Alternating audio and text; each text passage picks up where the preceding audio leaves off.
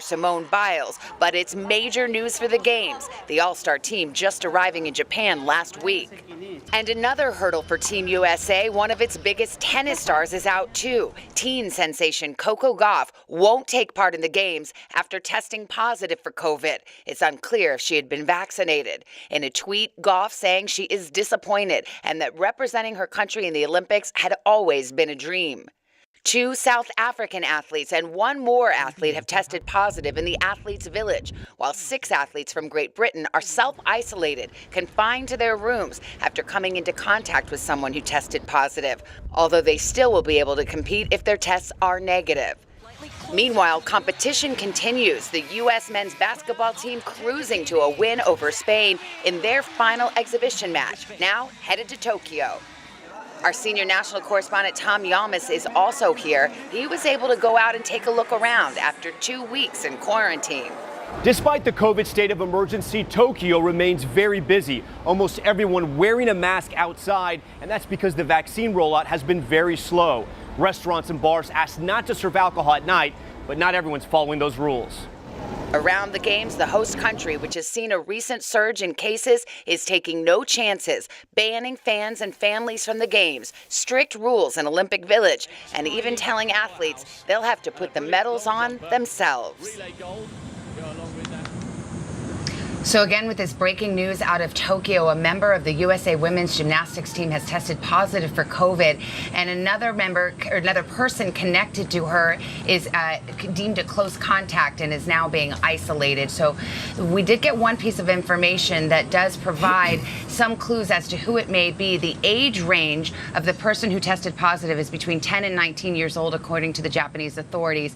So we take a look at the team roster, and that narrows it down somewhat. So Grace McCallum, who is on the team, or Suni Lee, both fit in that age range, so they are possible. And then every alternate is a potential to have tested positive. So we will continue to follow this, keep an eye on the information coming out of Japan or Team USA. Joining me now here in Tokyo with more on what this could mean for the gymnastics team, for the Olympics in general, Olympic journalist Alan Abrahamson. Good to see you. Hi, Savannah. Unfortunately, under these circumstances, I mean, first of all, just the notion that a member of USA Women's Gymnastics tested positive right then and there's a ripple effect. How do you think this plays out? Oh, it's huge. This is about the most sensational news you could possibly have. Look, everyone expected COVID tests. To come here and think we were not going to have COVID tests, no. But to have a COVID test affect the gymnastics team, that's a big wow. It's breaking news, so I'm going to put you on the spot. Do you have any idea whether or not the members of Team USA are vaccinated? No, nobody knows.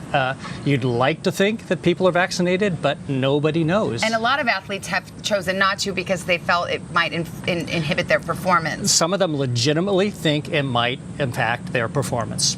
Okay. So how would this play out? You have a member who is, let's say it's isolated to that, they're not on the team. Let's say it's one of the main members there. They move an alternate up and it's as easy as that? Well, let's take a step back. The IOC is in charge and the Japanese authorities are in charge. And so the whole theory here is test, trace, and isolate. So the rules are you have to be 15 minutes or more in close contact with somebody, and then it has to be without a face mask, and then you have to be in close contact. Okay. Okay? But I imagine a gymnastics team at the Olympic Village training together. That sounds like close contact. You'd like to think that these young ladies are in close contact with each other. So the first question we all have to ask each other reasonably and appropriately is, who's a close contact?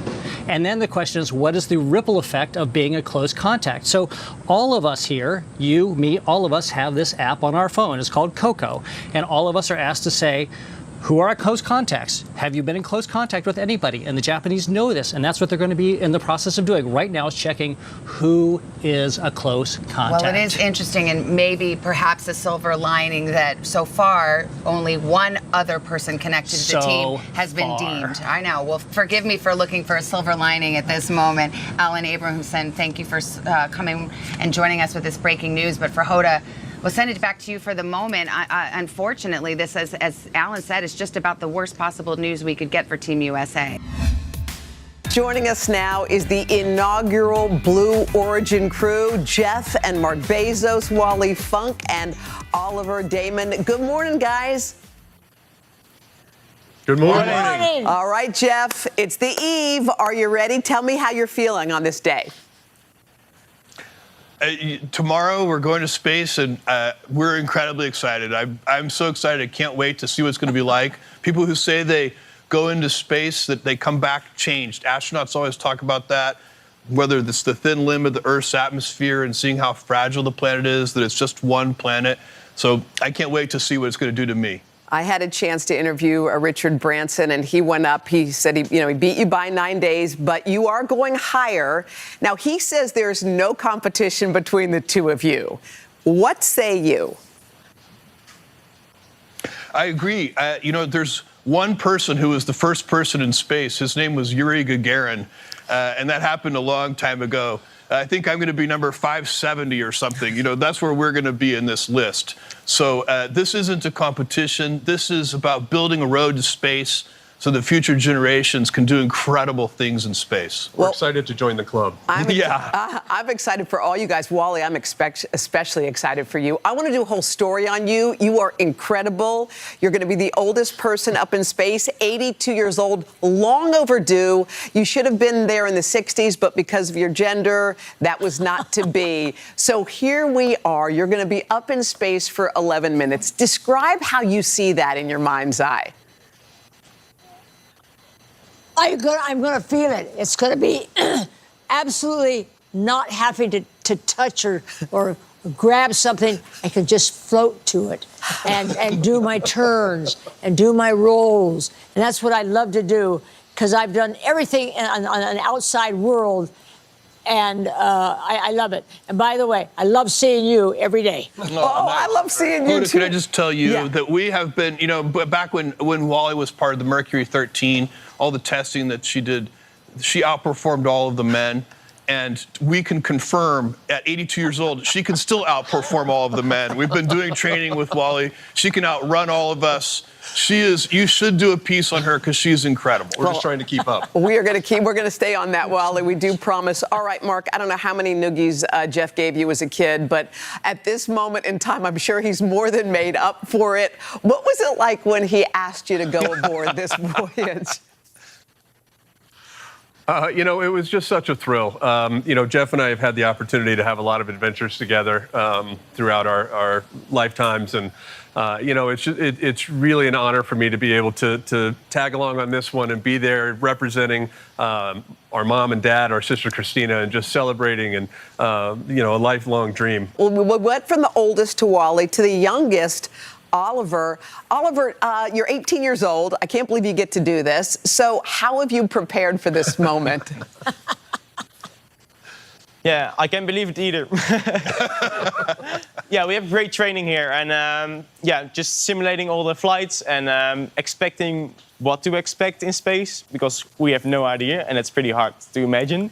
But I'm just super excited and not nervous at all. Well, it's going to be really, really cool. There are critics who say, look, this is, again, Richard Branson and you, Jeff Bezos, rich guys on a joyride. What will come out of this? What concrete thing will come out of this trip?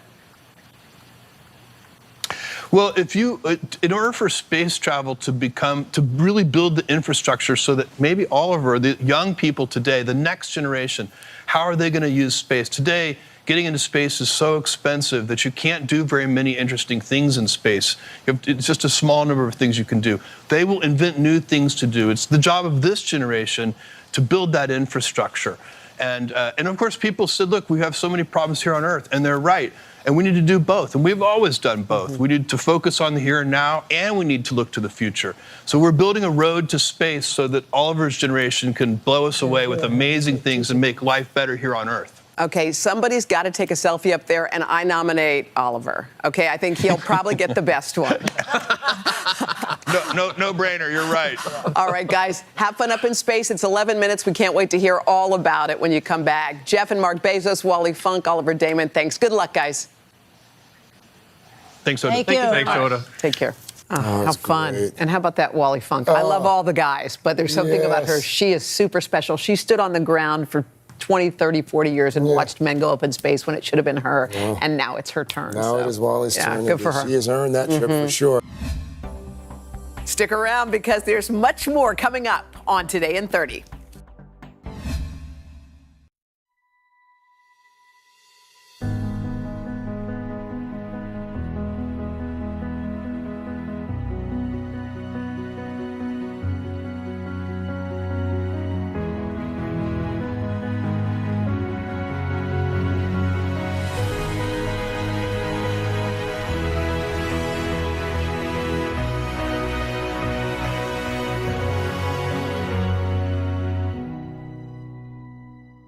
For breaking news in our changing world, download the NBC News app. Good morning, everybody. Welcome to Today. Future's looking bright. Are you ready? We're going to do our part to spread the word on the importance of vaccines, so crucial for reopening America. A big day around here, a very special naturalization ceremony. Many of them doctors, nurses, other essential workers. If you are a nurse, thank you. Spring has sprung, guys, and we want to fill this season with some fun and surprises. Yes, this is the face of excitement. Celebrating Earth Day. Let's change the world. Love it!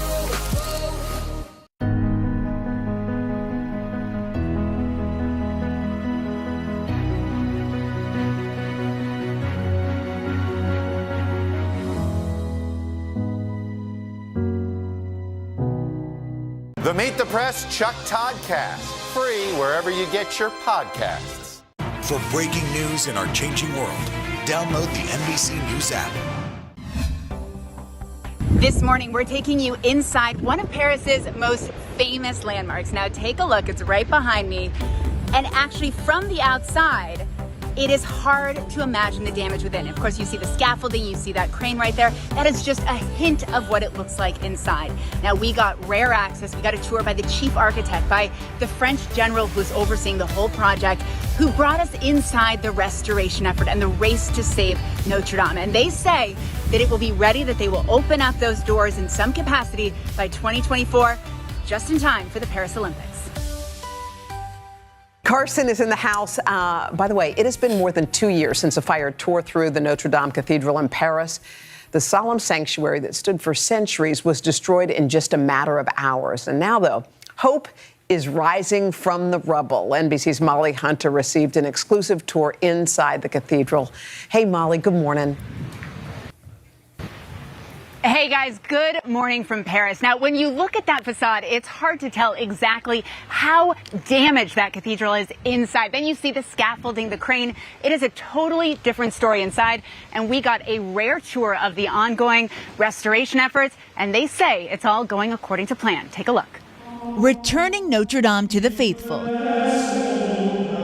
to its former splendor is a work in progress, following the catastrophic fire April 15th, 2019. How long is it going to take to rebuild Notre Dame? The famous lead spire crashing down, plunging like an arrow into the heart of this sacred space. And because of all that lead, we suited up in protective gear. All right, let's go. NBC News was granted rare access, an exclusive look at the restoration effort. The magnificent nave transformed a jungle of scaffolding. We are at ground level of Notre Dame. There are more than 1,000 tons of scaffolding around me. We are about to take an elevator more than 100 feet up to where the fire started.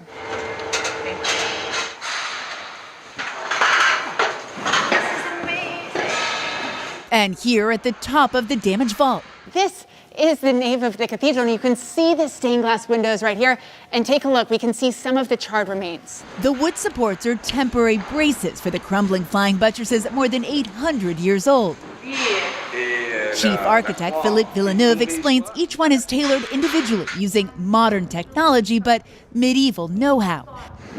One of the cathedral's most prized relics, the rooster on top of the spire, slammed through the roof right here. I mean, I've seen the picture.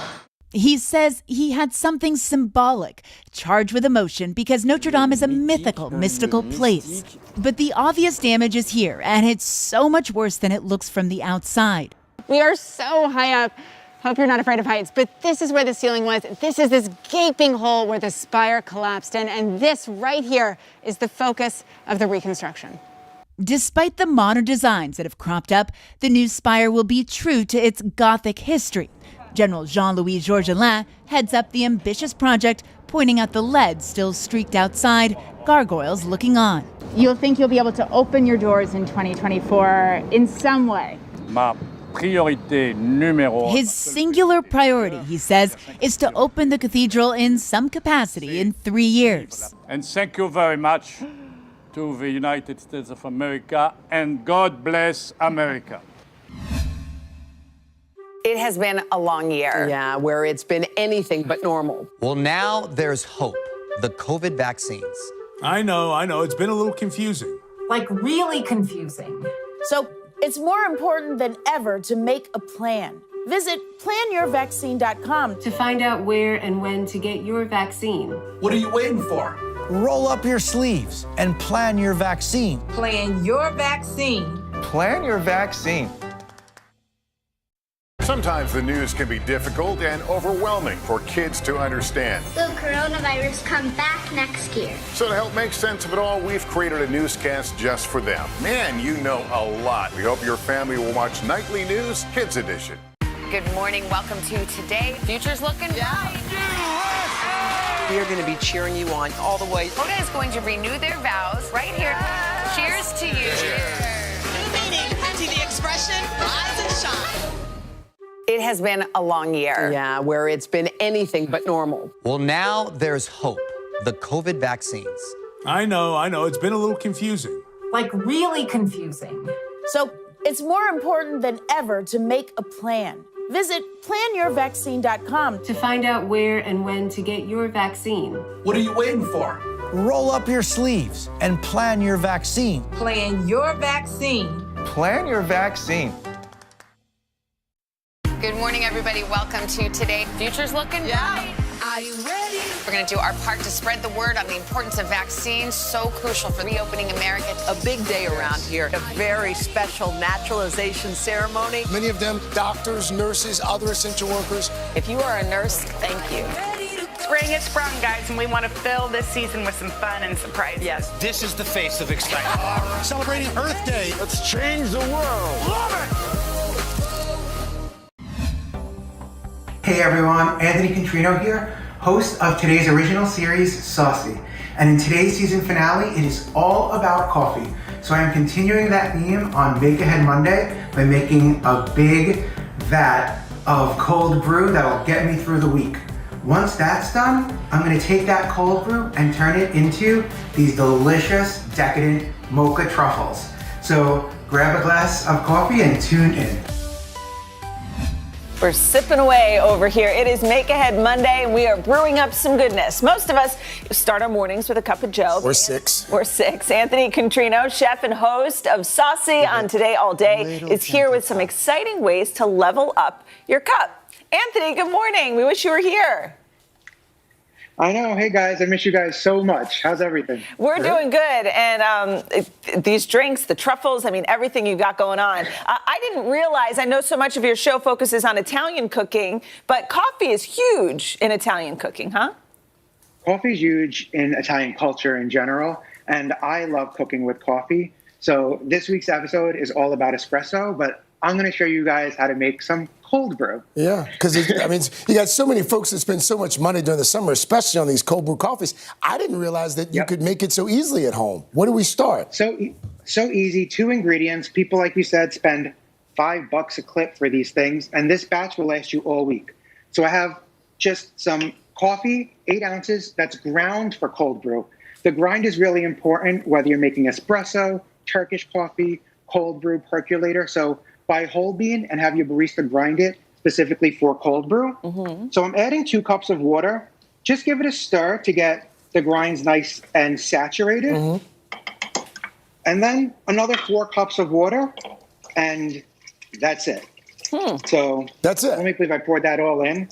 Seal it up. I keep it right on my counter for 12 hours, up to 16. I usually do it at like 9 o'clock at night, ready by 9 o'clock in the morning. Then I strain it. I do it through a fine mesh strainer, which catches the bulk of the grinds, obviously. But then I also like to go back and run it through a cheesecloth. And what that's going to do is it's going to take out the finer sediments. And this is actually a reusable cheesecloth, which you can get online now. so that it's better for the environment. Really cool. Anthony, isn't cold brew better for like digestion and acid and all that kind of stuff? Yeah, so because you're using cold water, it's less bitter. And when purchasing a coffee, you want to go for a dark roast and avoid things that have like citrus notes. You're really looking for like dessert descriptors. So chocolate notes, caramel notes. And so I just poured that through, and you can see there's like a sludge that kind of gets left behind when it sits. Leave that because it's not the best mouthfeel, but that's it. That's all there is to it. Into the fridge. And it's like a 1-to-1 ratio with water. Yeah. So you do like 50% of the concentrate, 50% of the water. And I understand you can take that and you can turn it into mocha truffles? You sure can. So basically what I did is I took some of the cold brew, a little heavy cream and some vanilla, brought it to a simmer on the stovetop, and I'm pouring it over some finely chopped chocolate. Let it sit for a minute so that the chocolate permeates. Make sure you're using real chocolate and not chips here, so that it melts properly. So once again, let it sit for a minute, and then you just whisk it till nice and smooth. Oh my which goodness, takes this a is minute. so delicious. I like to finish it with a little butter for a little bit more decadence and a nice mouthfeel. Did you really make these or did you buy these? Of course don't insult me, Craig. Oh my God. Into the fridge for 2 hours until it's nice and set. I use a cookie scoop because it makes it fast and you'll get the perfect portions. And this is about a gumball size. Yeah. These are, I mean, as you guys probably can attest, they're super decadent. So a little goes a long way. And then just roll it. Doesn't have to be perfect. After all, it is mimicking a truffle, which are not perfect circles. So we got to get you back in the studio. This is ridiculous. I know. We got to get you out of your kitchen. Please do. So I like to coat mine in tempered chocolate like I did for you guys because it has like that nice crunchy shell. But you can do cocoa powder. You can do confectioner's sugar, nuts, or even candy melts. This is absolutely delicious. I was trying to talk to you sooner, but my mouth was full of chocolate. And thank you for my decaf virgin chocolate martini here. You're I will say it's welcome. Not quite the same as Craig's, but This espresso martini is fantastic. I don't even like espresso or martinis for that matter. But this is fantastic. Anthony, you can learn how to make it on today's episode. Awesome. Thank you so much. And as you just said, you can learn more because the season finale of Saucy, it airs today at 11 a.m. on today.com/allday or Today All Day on Peacock. And you can catch every episode of Saucy on today.com/saucy. What should we watch for to find out whether this Geneva summit was worth it? What would it take for you to support this bipartisan infrastructure deal? What are the issues that the party stands for? That seems to be the missing piece here. If it's Sunday, it's Meet the Press. Make the most of your day with Today in 30. We give you a mix of everything you love about our show in a mere 30 minutes. Savannah and Hoda bring you what you must know. The biggest moments of the morning. One Republic! Exclusive interviews. Why did it work for you? You're right. I am more talented than the rest. And important headlines. Major medical news this morning. Watch Today in 30 on your schedule. Streaming every day on Today All Day. What should we watch for to find out whether this Geneva summit was worth it? What would it take for you to support this bipartisan infrastructure deal? What are the issues that the party stands for? That seems to be the missing piece here. If it's Sunday, it's Meet the Press. Good morning. Welcome to Today. Future's looking bright. We are going to be cheering you on all the way. Hoda is going to renew their vows right here. Cheers to you. Cheers. We've been watching Chanel bust a move all morning. New meaning to the expression rise and shine. Jenna, nearly 2 miles in the air. This is amazing! Yes! Your Gampy would be so proud. Oh, thank you, Al. Hoda is headed to Tokyo later this week for the Olympic fun, and even though most of us aren't going, we still get into that spirit right here at home. Yeah, and to get us in the spirit, our style expert, Amy E. Goodman, who has some fun Olympic-inspired fashion, and Women's Day editor-in-chief and author of Your Fully Charged Life, Megan Murphy. She's getting creative. She's got some DIY stuff. It's going to be fun. Okay, so we can all do this, and we can mention that you can shop right along with us with that QR code on your screen. Amy, let's start with style. Olympic style is so much fun. I feel like the whole country is going to be patriotic. Let's dress up. Let's dress. Yeah, and your whole family got in on the action, huh? We really did. And my family is crazy for the Olympics. And since we can't be there, we want everybody to dress up and let the athletes know we're cheering them on. Starting with some more formal or dressier attire for a party that you might throw. With my family, my mom, who is wearing a blue and white striped maxi. Very, very tasteful and fun. Mm-hmm. This is from TJ Maxx, also a sun saver hat. And some nice solid espadrilles as well, which are great for walking on the grass if you're entertaining outside.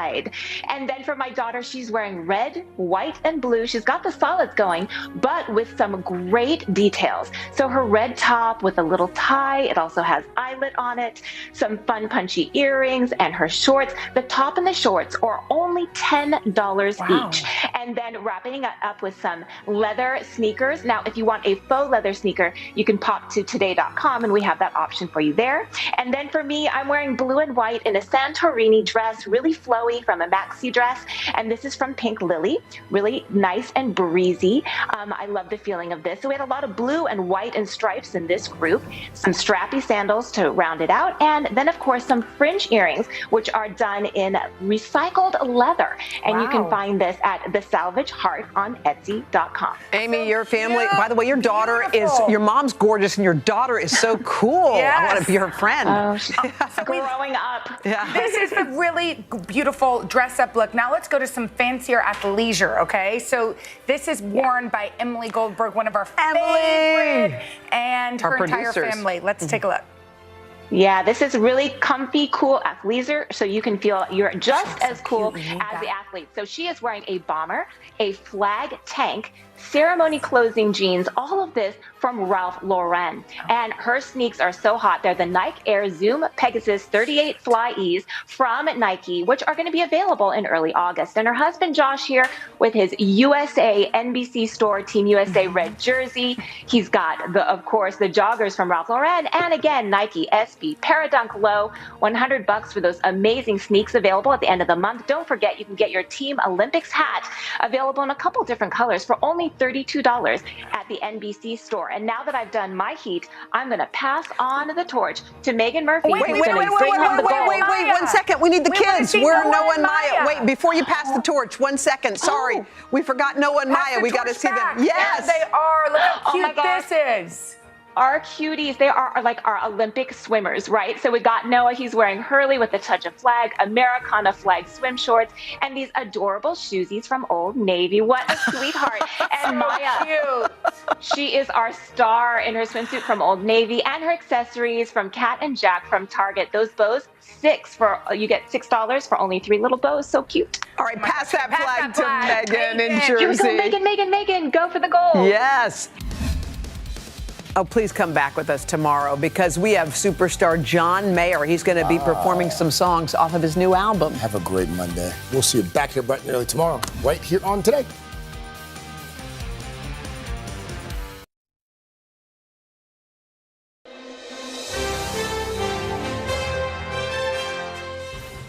Hi, Today All Day. Hope you're ready for some laughs. Coming up, we put your favorite celebrities to the test as they take on the 6-minute marathon. Plus, we've got some of my personal favorite sit-down interviews from the last few months. So get excited as Today All Day continues right now.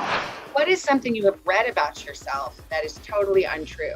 Well, I mean, I guess my net worth is kind of surprising to me. I Googled that recently, and I was like, well, I don't know where they're getting that number from. Higher or lower? In my mind, it's lower. It should be higher.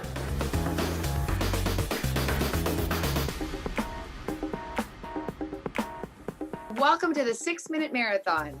Well, let's do this. I'm ready. I run a lot of marathons, so let's do it. All right, here we go. Number 1. What is the one thing you always have to have on an airplane? Headphones. What is the most used app on your phone? Most used app, wow. Probably messaging, text messaging. Are you a WhatsApper? I'm not a WhatsApper. I need to get my WhatsApp cracking. My wife has it, so like whenever I need to use it, we're usually like traveling together. If someone narrated your life, who would you want to be the narrator? I mean, Morgan Freeman's good one. Alec Baldwin did so well with Tannenbaums too, so maybe Alec Baldwin. No one in his family had spoken to him in 3 years. Richie had retired from professional tennis at 26. If you had to start a side hustle, what would you do? Like clothing, I think. We're getting into the clothing pretty good, so yeah, like streetwear. Okay, I was gonna ask, like athleisure, dressy. Yeah, I think streetwear, hip-hoppy. What bit of trivia do you know that is very interesting but also very useless? A lot of state capitals. I know a lot of state capitals. And I remember we were shooting this movie, Wieners, me and Zach Levi, the great Shazam. And we were just stuck in a van for a summer. And there was this like magnet state map, basically. And we just learned the capitals to pass the time. Which is the one that is most impressive when you know it? It's like Montpellier or something like that. I was gonna guess that. Is that Vermont? I think so, yeah. Yeah, I know. That's the one I always remember because it's like, what? Montpellier? Super French. And like, I'm sorry, where is this supposed to be? Montpellier. I thought that was water. What on-screen moment has made your career? I'd probably say What's Up With That was a pretty solid defining moment. Like the first What's Up With That. What's up with that?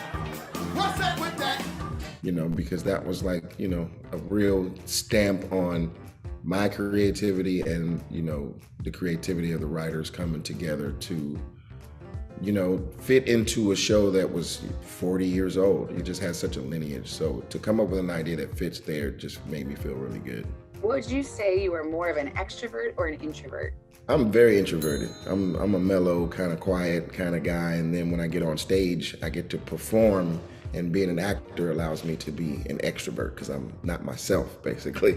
But me personally, yeah, I'm super chill and super quiet, basically. When people expect you to be Kenan Thompson, is that kind of hard in your everyday life? People think they're going to come up and you're going to be like, have a lampshade on your head all the time? Lampshade.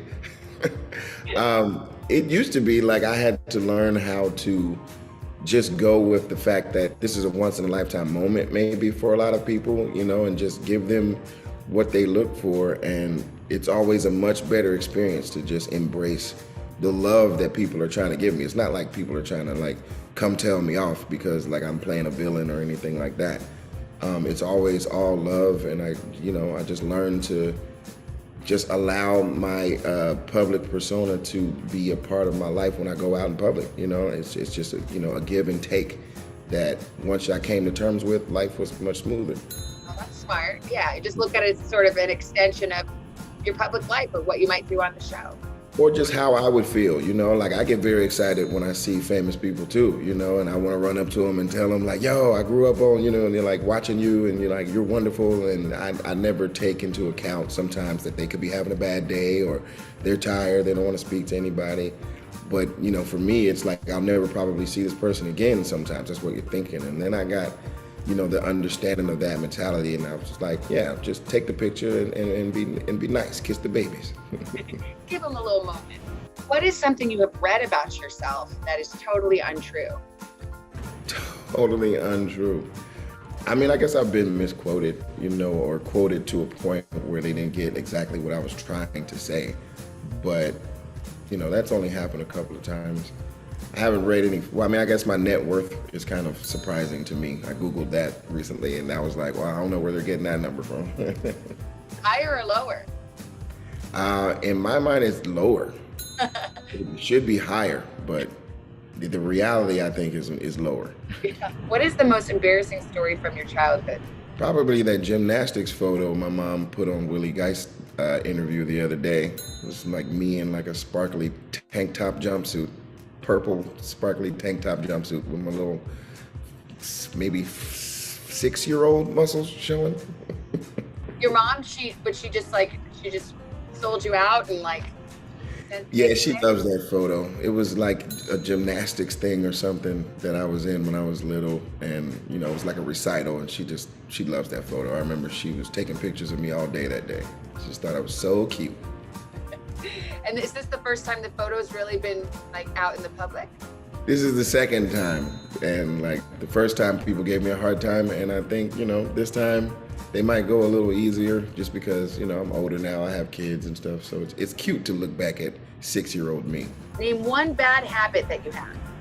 It's got to probably be dietary things, like, you know, my cheat days, you know, start to stack up and become 2 or 3 a week as opposed to like 1 a week. So just, you know, trying to stay on top of making good decisions when it's time to eat.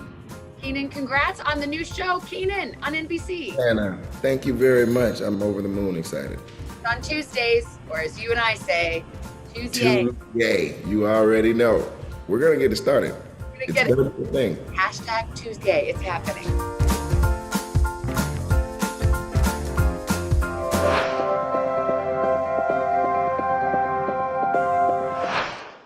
For breaking news in our changing world, download the NBC News app.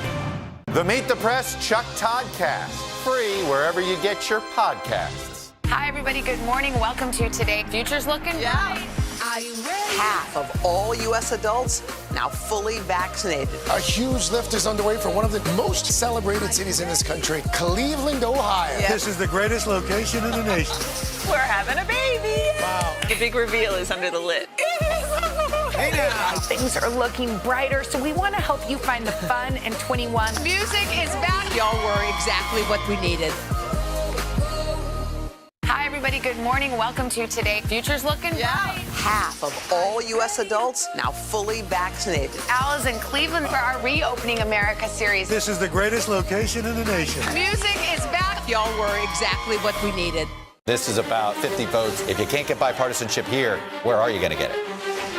If China decided to cover this up, can we ever actually get a definitive answer? What happens if we don't act on police reform this year? If it's Sunday, it's Meet the Press. Make the most of your day with Today in 30. We give you a mix of everything you love about our show in a mere 30 minutes. Watch Today in 30 on your schedule, streaming every day on Today All Day. For breaking news in our changing world, download the NBC News app. If you were sent to jail, who would you call to bail you out? I would call my agent. Okay. I thought you were going to say Anderson. No? Oh. You know, sometimes he doesn't pick up for me.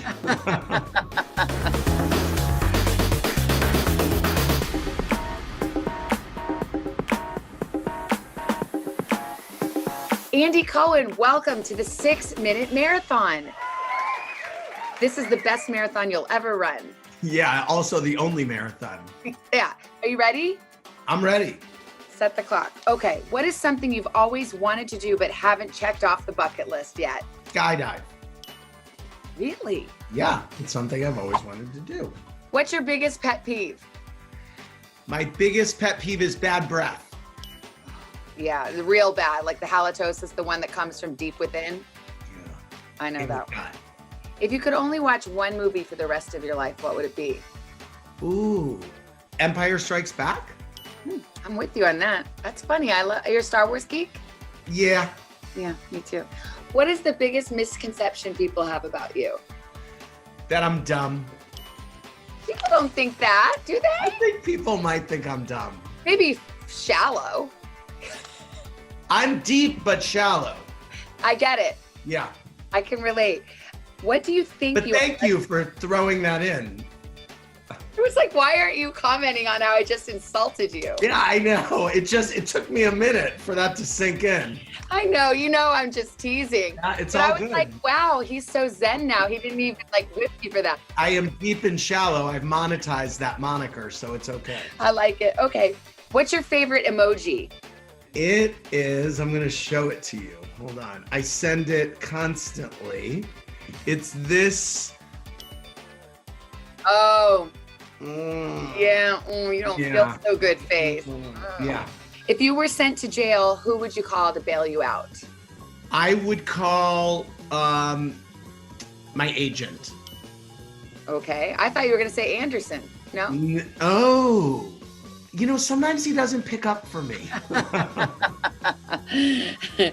In one word, what is the secret to your success? Passion. What's the most recent show you've binge watched? Game of Thrones. I've never seen it. It was my COVID treat.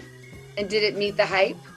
It met the hype. I loved it. I'm 8 years late, but I'm like, oh my God, I can't believe the Red Wedding. I mean, I'm literally living in 2012. It's funny because I've wanted to see it, but I haven't wanted to make the commitment, but it's worth it. Now's a real good time. Yeah. What do you think you are much better at than you actually are? Maybe dancing.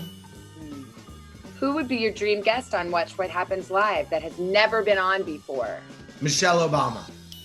That would be a good one. I thought you might say the Pope, somebody like that. I don't think he would be spilling the tea. No, I don't either. If you were stuck on a desert island but could bring one type of food with you to eat forever, what would it be? Pizza, French onion soup, mac and cheese, that kind of stuff. Just give me a huge thing of French onion soup. I'm great.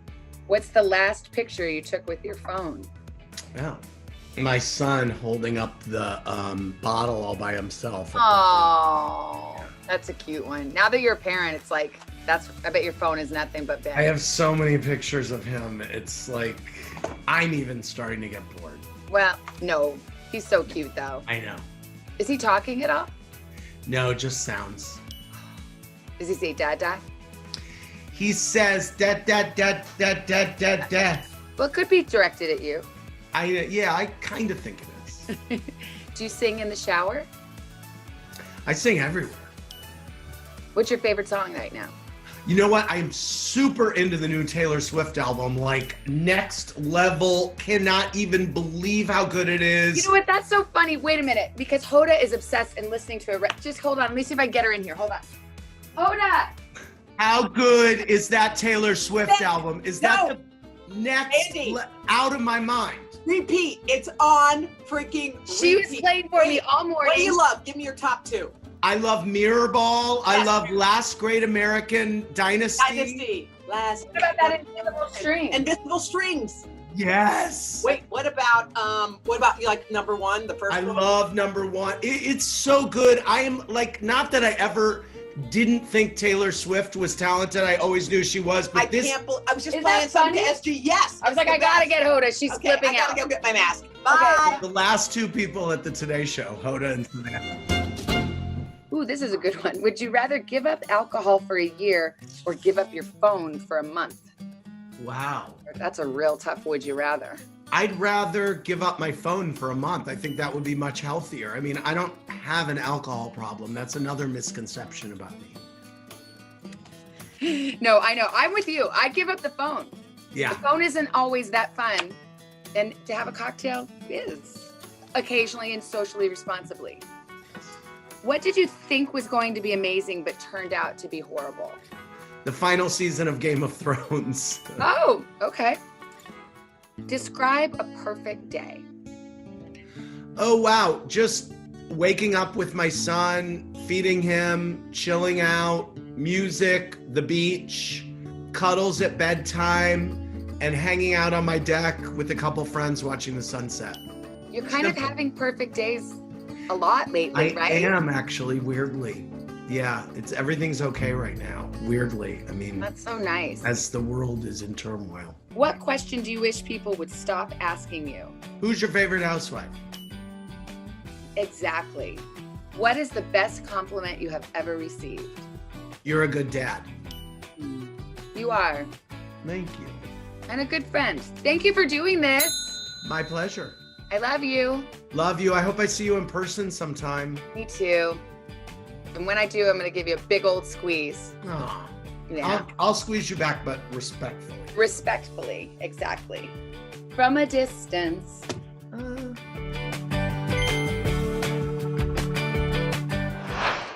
Our week-long journey begins here in Orlando, Louisville, Kentucky, Cleveland. Our Across America journey reporting on an America rebuilding and reimagining a future after the pandemic. Breaking news tonight, the ceasefire in the Middle East after 11 days of deadly violence. Richard Engel is on the ground. Do you think there's a connection between policing and racism? How narrow a window do you have to really get kids back where we would want them to be? NBC Nightly News with Lester Holt.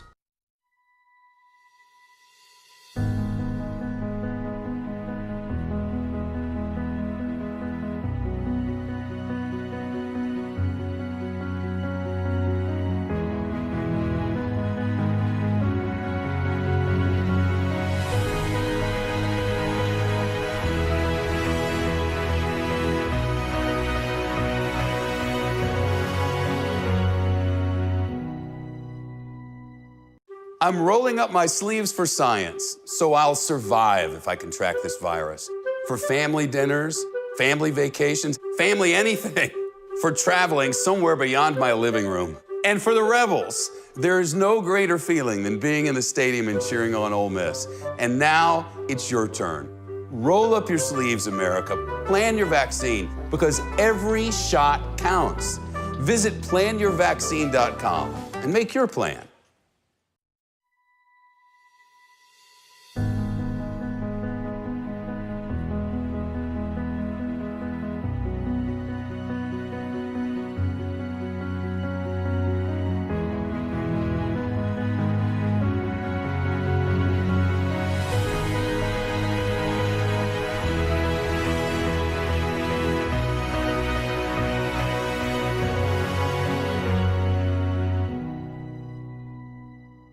What is the biggest misconception about the ballet world? That it's cutthroat and that we don't support each other and don't get along. And that's not at all, how it is on the inside and behind the scenes. We're a family. We travel the world together. We spend more time with each other than our own families. It's not Black Swan. Not exactly. Good. I couldn't even watch that movie.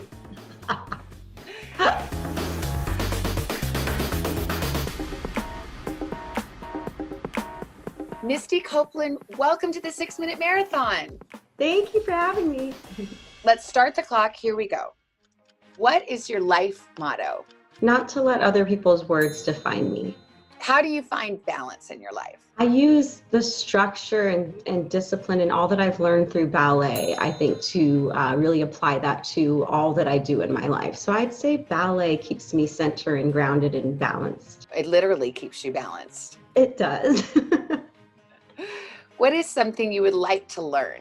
I think I would like to learn other languages, for sure. Do you know any other languages? I don't. I have so many that I'm like French and Spanish, and then I just slowly drift from it and fall into other things. But I would love to learn those two languages, Italian too. Wouldn't it be fun to go to one of those countries and just kind of soak into the culture for a while? That's like a dream, to be able to just like move to Tuscany and for a year and just be with the Italian people and learn the language that way. Me too. I've always wanted to do like an Eat, Pray, Love year. Let's go. When was the first time you realized people knew who you were? Probably after my first Under Armour campaign, I Will What I Want. I think that was really when I kind of crossed over and even, got the attention and respect of men to see dancers as athletes as well as artists.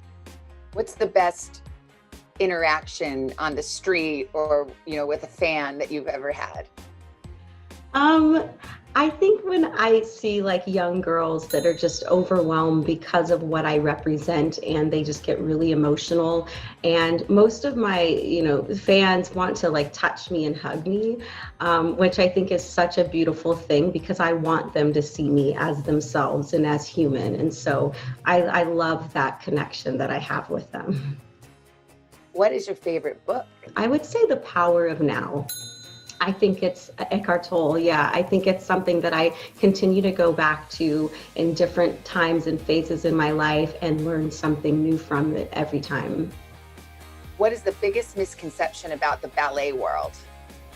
that it's cutthroat and that we don't support each other and don't get along. And that's not at all, how it is on the inside and behind the scenes. We're a family. We travel the world together. We spend more time with each other than our own families. And it really is a supportive environment.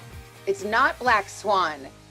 Not exactly. Good. I couldn't even watch that movie. Let's see, concert or Broadway show? Concert. I'm a huge music lover. That was what I grew up on, being played around the house, and that's what motivated me to dance. If there's ever a concert in New York that I'm excited about, I will drop everything to be there. What's your favorite kind of live music? I love like soul and R&B.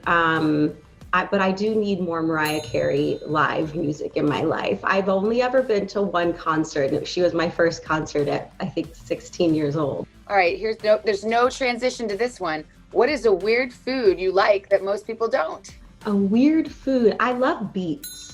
Like I love vegetables, and I love like the earthiness of a beet. I love them. Just take them whole and roast them with just salt, pepper, and olive oil, and just dig in. It's funny. I came to beets later in life. Did you like them even when you were little? I did. I mean, didn't grow up with a lot of options for healthy foods. And so when I was eating it, it was out of the can. So later in life, I realized like, oh, this is something that actually grows from the earth, and I could make it myself. That's how I felt about cranberries. When I found out that cranberries didn't naturally come with like the can imprint, where you just slice it. Same thing. Yeah. Who are you inspired by? I'm inspired by the youth. I'm inspired by seeing how incredibly powerful and intelligent and the forward thinking and just ability to stand on their own and say what's right. I think it's so impressive, and I think the point of having young people that learn from us is to make them better than we are, and that's how we create a better world and continue to evolve. Who have you been starstruck in meeting? I would say President Obama. I've been so fortunate to spend quite a bit of time with him and interview him. But I think every single time he just has such an incredibly powerful and engaging presence. And at the same time, he feels like, I'm like talking to my dad. So there's like this weird, balance of just incredible love and support and power that he possesses. Where would you like to visit that you haven't been? We know we're going to Tuscany to learn Italian. I've never been to Spain, and I would love to go to Spain. Yeah. We'll go there after we go to Italy. Perfect. Misty Copeland, great job. You did an awesome job. Thank you. And that was fun. Thank you, sweetie. Have a good day. You too. I'm going to go make some beets. Yes. Hi, everybody. Good morning. Welcome to Today. Future's looking bright. Are you ready? Half of all U.S. adults now fully vaccinated. A huge lift is underway for one of the most celebrated cities in this country, Cleveland, Ohio. This is the greatest location in the nation. We're having a baby. Wow. The big reveal is under the lid. Hey now. Things are looking brighter, so we want to help you find the fun in 21. Music is back. Y'all were exactly what we needed. For breaking news in our changing world, download the NBC News app. This is about 50 votes. If you can't get bipartisanship here, where are you going to get it? If China decided to cover this up, can we ever actually get a definitive answer? What happens if we don't act on police reform this year? If it's Sunday, it's Meet the Press. Make the most of your day with Today All Day. Get closer to all your friends at Today in a whole new way. Today in 30. We give you a mix of everything you love about our show In a mere 30 minutes. Shop today with Jill Martin. We're helping you shop like never before. The latest styles and biggest names. Today Food. Things are heating up in the Today All Day kitchen. Cooking essentials and recipe inspiration. Get ready. Are you ready? Oh, I'm so ready. Only on Today All Day. For breaking news in our changing world, download the NBC News app. The Meet the Press Chuck Toddcast. Free wherever you get your podcasts. It is a special morning here today, marking 10 years since Savannah Guthrie joined our Today team right here. And we've been celebrating this Savannahversary all morning long. Ms. Guthrie! Come on over! Please come on over! The budget to have like double doors. No, I know. It's just so ridiculous, but thank you. Come on in. I think we have bigger news, which is Al's daughter getting married. No, we're going to get to that. We'll talk about that. We're starting with you first. So how are you feeling? I feel really grateful and kind of speechless. It's sort of overwhelming. Like it's just too much, but it's so sweet. I'm just soaking it in and appreciating it. I feel like sometimes people don't get their flowers soon enough, so I feel like it's so great that we're able to push the pause button and celebrate you. So we all have things to say. Mine will be quick. Is it ever? It's never quick, but I'm going to make it quick. So one of my highest moments in my life and kind of lowest moments, not lowest moments, but lonely moments, was was it the inauguration? You probably don't even know this. Not the inauguration. Where the presidents are funny. God, my God. What is wrong White House Correspondents' Dinner? White House Correspondents' Dinner. I cannot even believe I forgot that. Anyway, and it was President Barack Obama's last one. So obviously that was a big ticket. But I was new here. I didn't know anybody. And I went by myself. Because I can get along with, pretty much anyone. But that's a different crowd. I'm not in the White House bubble. So I walked in and it was tough. Like I learned how to be by myself, but it was kind of lonely. And so I remember after it was over, I just kind of felt like a fish out of water. And I was going back to my hotel. It was time to go back. And Savannah just happened to be outside, and she saw me. And she actually saw me. Like, there are a lot of people who kind of look and go another way. And she locked my eyes. And for some reason, I don't know if her soul felt my soul or something, but she's like, come in my car. So we got in the car, and I just start bawling. You probably don't even remember this. And she just affirmed me. And it was like, it's not always easy. This is the network. It's a lot. And I just remember, And I got home. I was like, Mom, Savannah was just so sweet. And she saw me. And last but not least, the first person who texted me after my vocal surgery, Savannah, scriptures, things to keep you going. She's just that woman. I feel like people need to know behind the scenes, she is everything. She's that woman. That's the nicest thing I've heard today. And you know what? You're an amazing person, amazing friend. And I'm just stop tossing like that. No, but I am just so grateful. Which to that point, for folks out there thinking of like longevity in their jobs, did you ever have those kind of moments where you felt insecure or, and over the course of 10 years, it's like... all 10 years. All 10 years, even to this moment. Honestly, if I'm really honest, it's like I'm kind of embarrassed because I'm like, I don't even know if people really do like me, yes, I know. And we all love you. As we all know, there's there's been ups and downs, but that's what a family is, and it's like, I just feel really, really grateful. And but I remember all those feelings of being like, I don't belong here. It was tough. I don't know if I'm going to survive here, and I don't want to be embarrassed, and all of those things, but we're so. What this all means to me is just like, my goodness, what a blessing. Like, how lucky am I? How did this happen? How did, Savannah from Tucson, of all people, this is the craziest thing. I saw the picture you posted on Instagram. Everybody needs to go to Instagram. So you see. I see. Yeah, and I'm so embarrassed of that picture, but I just posted it because I'm like, you know what? For every little kid that ever looked like that, who's like, oh, you're going nowhere in life, True. Yeah, I feel very grateful.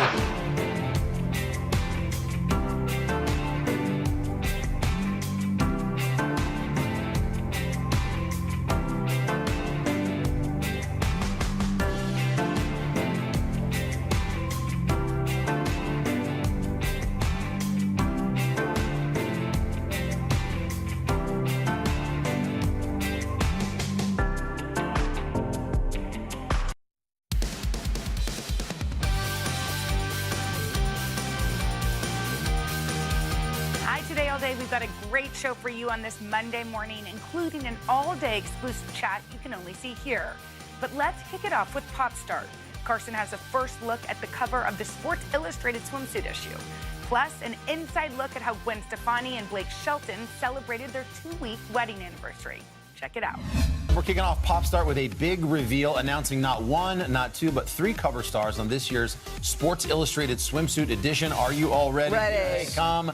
Naomi Osaka, Megan Thee Stallion, and Lena Bloom, the 50th installment of the legendary magazine, hitting a lot of firsts here. We'll start with Megan Thee Stallion, first rapper to be featured on the cover. Lena Bloom is the first transgender cover model. And this year, Naomi Osaka's first time featured in the magazine. Osaka sat down with Sports Illustrated to talk about what it's like venturing out of her comfort zone for that cover shoot and the one piece of advice that she'd like to tell her younger self. If I could give a piece of advice to my younger self, I would just tell myself to trust the process and not compare yourself to other people. So that's sort of what I try to do on the tennis court. And there you have it. You can find the issue on stands July 22nd. You can head over to today.com for more information. Next up, our buddies Gwen Stefani and Blake Shelton. It has been a couple of weeks since the couple said I do. They're still married. Is that the news? They did it. Defying the odds. They're still together. They're celebrating by giving fans a look at their, there's plenty of pictures to go around from the big day. Gwen shared this beautiful black and white photo. That's from the ceremony there, captioning the post. Happy 2-week anniversary, Blake Shelton. The couple surrounded by flowers and standing underneath there at that chapel in the middle of nowhere on this property. And there you are, right there. Duck to get Was that his mom on the side? I didn't see the. Oh, okay. Next up, probably. Just wondering. Both moms were there. Next up, Jennifer Hudson, the Oscar-winning actress and singer, stepping into the shoes of the legendary Aretha Franklin for the upcoming biopic Respect.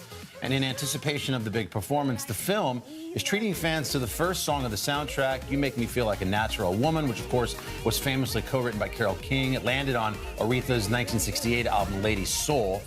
Now, here's J. Hud as the Queen of Soul herself with her spin on that classic. If I make you happy, I don't need to do more, because you make me feel like a natural woman.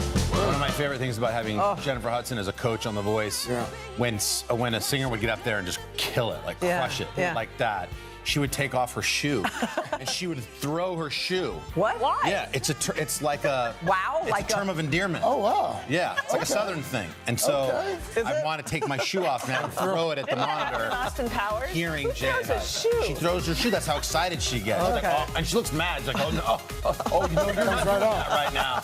And she chucks her shoe. Contestant has to like duck and down. God, I miss Jay Hud. She's the best. She's gonna be so good in this role. Respect, along with the full soundtrack. Can't wait for it to come out, and it does come out on August 13th. And finally, Jenna Fischer's on Popstar today, and the actress most known for playing Pam on all 9 seasons of The Office is revealing why that beloved character cost her another role years after the famous sitcom wrap. She was telling her former co-star Angela Kinsey on the latest podcast, Office Ladies, that she was fired from Matt LeBlanc's show called Man with a Plan after she shot the pilot, and they showed that pilot to like focus groups, and they couldn't get past her old Dunder Mifflin persona. They liked me, but they said, this is a literal quote. They said, I don't believe Pam would marry Joey. The chemistry doesn't work between these two. That was the feedback they got. They could only see you as Pam and Joey.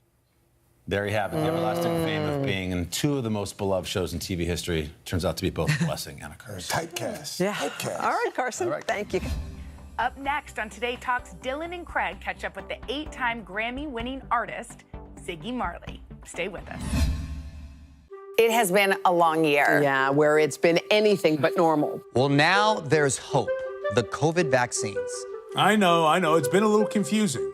Like really confusing.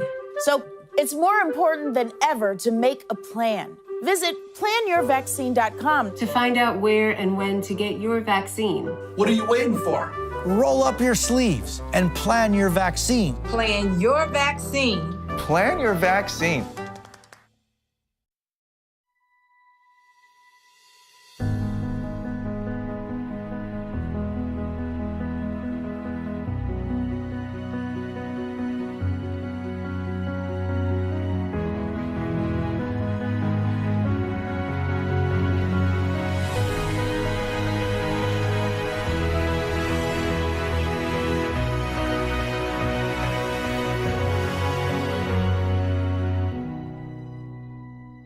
Our week-long journey begins here in Orlando, Louisville, Kentucky, Cleveland.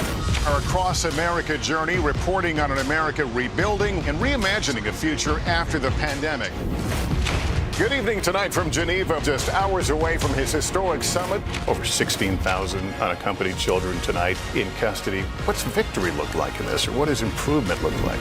It's going to be a challenge to meet that 70% goal. Why is it so challenging? NBC Nightly News with Lester Holt. Welcome back. Today on the third hour, Dylan and Craig sit down with 8-time Grammy winner Ziggy Marley to chat about his newest accomplishment, a brand new children's book. Take a look. We are excited for our next guest because he is an 8-time Grammy Award-winning artist who also won an Emmy in 2013 for Outstanding Original Song in a Children's Program.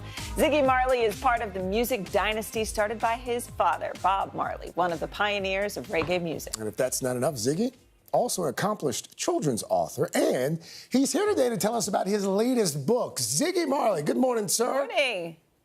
Good morning. How you guys doing? Doing great. Here's the thing. I mean, people know you as a very successful musician, part of reggae royalty. How did Ziggy get into writing children's books? Oh, I have 7 kids, 4 young ones. That'll do it. Yeah, that would do it. And I mean, it's an extension of songwriting. I always love writing. And so, you know, it's just an extension of writing songs. I love it. I love it. And your new book is called My Dog Romeo. It started, it's a story based off of a dog that you actually got during the pandemic. So first, tell us more about your dog and why you wanted to turn this into a book. All right, so my kids, they always wanted a dog, you know, for years now, and my wife was very, very reluctant about it. She was like, oh, the dog is going to be like another baby and, you know, and so forth. So right before the pandemic hit, we got a dog, a puppy. He's a Legato, he's an Italian water dog. And the pandemic hit and we were home together with the dog for the whole year. And, you know, things like that, like animals inspire me, dogs inspire me, you know, birds, nature inspire me. So I wrote a song about the dog, and it's on my latest album, which is a kids album called More Family Time. And we kind of took the song and turned it into a kid's book. And then you've got another kid's book coming out. This one's called Little John Crow. And you say this is a book that's really an extension of your own childhood. How so? So when I was growing up in Jamaica, we grew up around, we call them John Crow. They're turkey vultures. And we always, as a kid, I used to look on them as very, like, scary creatures. And we wouldn't like them, you know. It would be like vultures, junkers, are the stories we would hear as children were really scary. But as I grew up, I realized that these animals are very important to our ecosystem. And so this book kind of goes through that kind of storyline where this vulture really doesn't want to be a vulture because vultures are seen as dirty and nasty and evil. But then he accepts himself as a vulture. And just like I accepted the importance of the vulture, so in the book, this character accepts himself as a vulture and finally fulfills his destiny. Wow. I love that. That's a deep children's that book, is too. deep and brought to you by nature. I think that's fantastic. Yeah. I want to talk about your dad and music. You know, your father was a music legend in the industry and very instrumental in your career. So what would you say was the best and most impactful advice that he's given you that you've carried with you throughout the years? I think both my parents, really, my mother and my father, led a life that is not, for me, I didn't learn about things by words or by them telling me things, but by watching them and them being an example. So we learned that we have to help each other. We learn about the ideas of unity and love and spirituality. And that really has had an impact on me in all my life. And my songs and everything, it's coming from that kind of foundation. Ziggy, I mean, you've got these 2 children's books coming out. Does that mean we can expect a new album to drop soon? Yeah, music always coming out. You know, we're doing a lot of singles nowadays. But yeah, music is always, creativity it's always there. So you can expect something, you know, every now and again we drop a single and maybe an album later this year. Yeah, 'tis the new model. Singles, not albums. Ziggy Marley, thanks for waking up so early, Ziggy. Thank you. Always a treat. Thanks, Dylan. See you guys. And My Dog Romeo is out next week. Little John Crow is available for pre-order now. Always love hanging out. I with know. Coming up on Hoda and Jenna, all the latest buzz you won't hear anywhere else. Stay with us. For breaking news in our changing world, download the NBC News app. Make the most of your day with Today in 30. We give you a mix of everything you love about our show in a mere 30 minutes. Watch Today in 30 on your schedule, streaming every day on Today All Day. Good morning. Welcome to Today. Future's looking bright. We are going to be cheering you on all the way. Hoda is going to renew their vows right here. Cheers to you. New meaning to the expression rise and shine.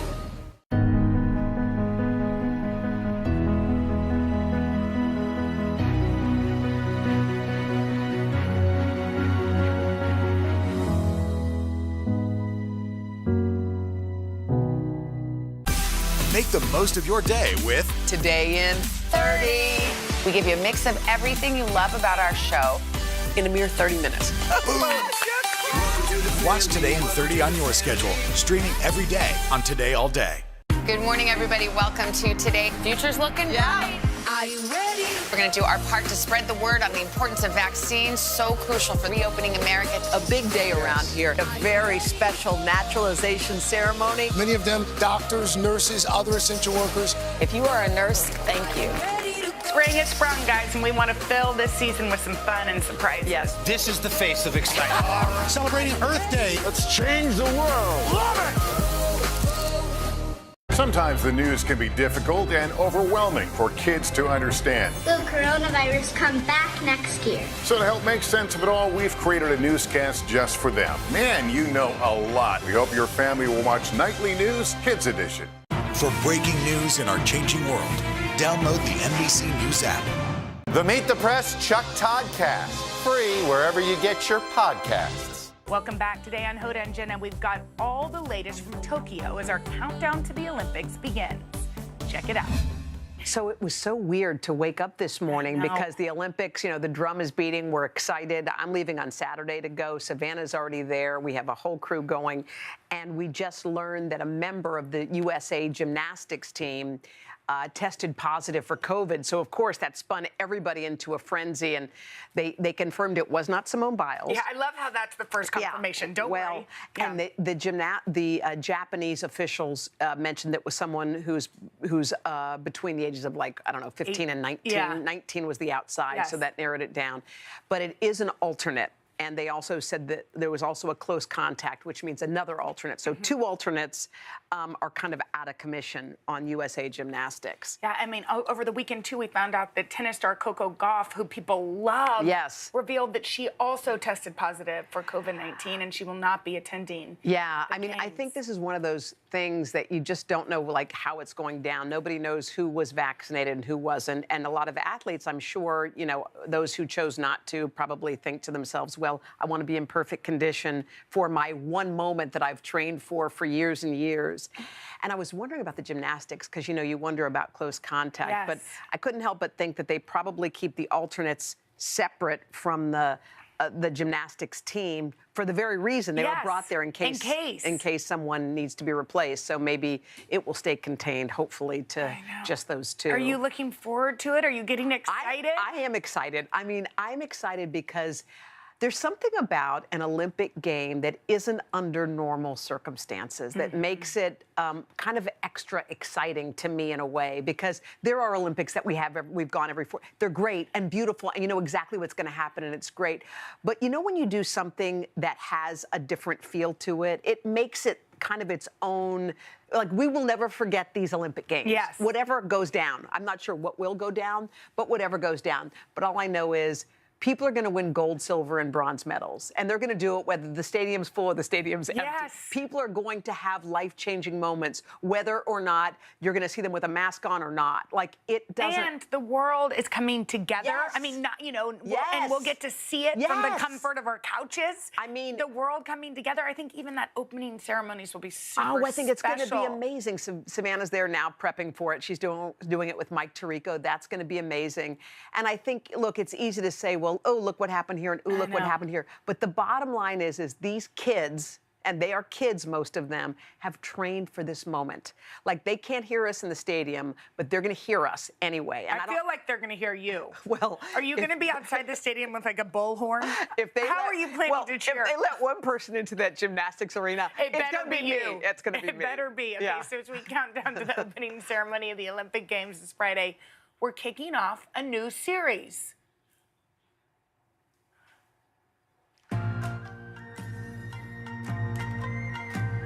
That's what it is, okay? So we don't know Japanese, any of it, so we are going to learn some Japanese phrases. Okay, this is super cool. We were looking for help and we found it in our own backyard. Our graphics coordinator, C. Tambanadit, happens to be fluent. C! C. Yeah, she had a degree in Asian Studies from DePaul University. She had a Hi. concentration in Japanese culture. Okay, girl, we are ready. We need to learn. We are your students. So you're going to teach us some common Japanese greetings? Yes, today we're going to start with 3 very easy greetings that you're going to need to know when you go to Japan. Okay. So first and foremost, good morning. Yes. And this is going to be split into 2 words. Okay. Okay. The first word is Ohio, which is just like the state. Very easy. Ohio. Okay. Perfect. And then the second part is go zaimasu. Go zaimasu. Ohio gozaimasu. Is that right? Perfect. Ohio. That is perfect. Ohio gozaimasu. Ohio That's how you say good gozaimasu. morning in Japanese. Okay, Awesome. Ohio gozaimasu. Okay, Ohio gozaimasu. okay, got it. Next. Okay, so next we're going to learn, and you might have heard of this, konnichiwa. Konnichiwa. Konnichiwa, So we know. konnichiwa means good afternoon, and it also is like another way to say hello more informally. But if it's the morning, you would usually use Ohio gozaimasu instead of konnichiwa. Okay. And if it's later in the evening, just like in the US, we have a greeting that is for the evening time, which is next. It is konbanwa, which means good evening. Konbanwa. Konbanwa. Perfect. Oh, Perfect. See, you know what? We knew C was great at graphics. Yes. And now we learned something more. C knows a lot. C, you know it all. don't hide your talents behind the graphics board, okay? Thank you. And I'm going to be here all week to teach you guys more Japanese. Oh, good. Thank We look you, forward to it, C. We'll Thank see you you tomorrow so when much. we learn about food See you and tomorrow. drink. Oh, I love Something it. that Hoda's going to need when she gets there. Yeah, exactly. Do you know how to say chips? I'm going to ask C about chips and something boozy. Okay. Okay, so you guys know the Milwaukee Bucks star, Giannis. Okay, I'm going to pronounce this Yes, right. do it right. Wait, will Do you it give right. it to me in my ear? Giannis Antetokounmpo. Okay, he shared some wise words about humility. This is really important, and it went viral, and you understand why this Yes. guy is wildly successful. He's knocking on the door of Game 5 of the NBA Finals. So a reporter asked him how he keeps his ego in check as a 26-year-old superstar, and here's what he had to say. When you focus on the past, that's your ego. I did this. We were able to, beat this team 4-0. I did this in the past. I won that in the past. Right. And when I focus in the future, is my pride. Like, yeah, next game 5, I do this and this and this. Right. I'm going dominant. That's your pride talking. I kind of try to focus in the, in the moment, in the present, and that's humility. That's being humble. That's not setting no expectation.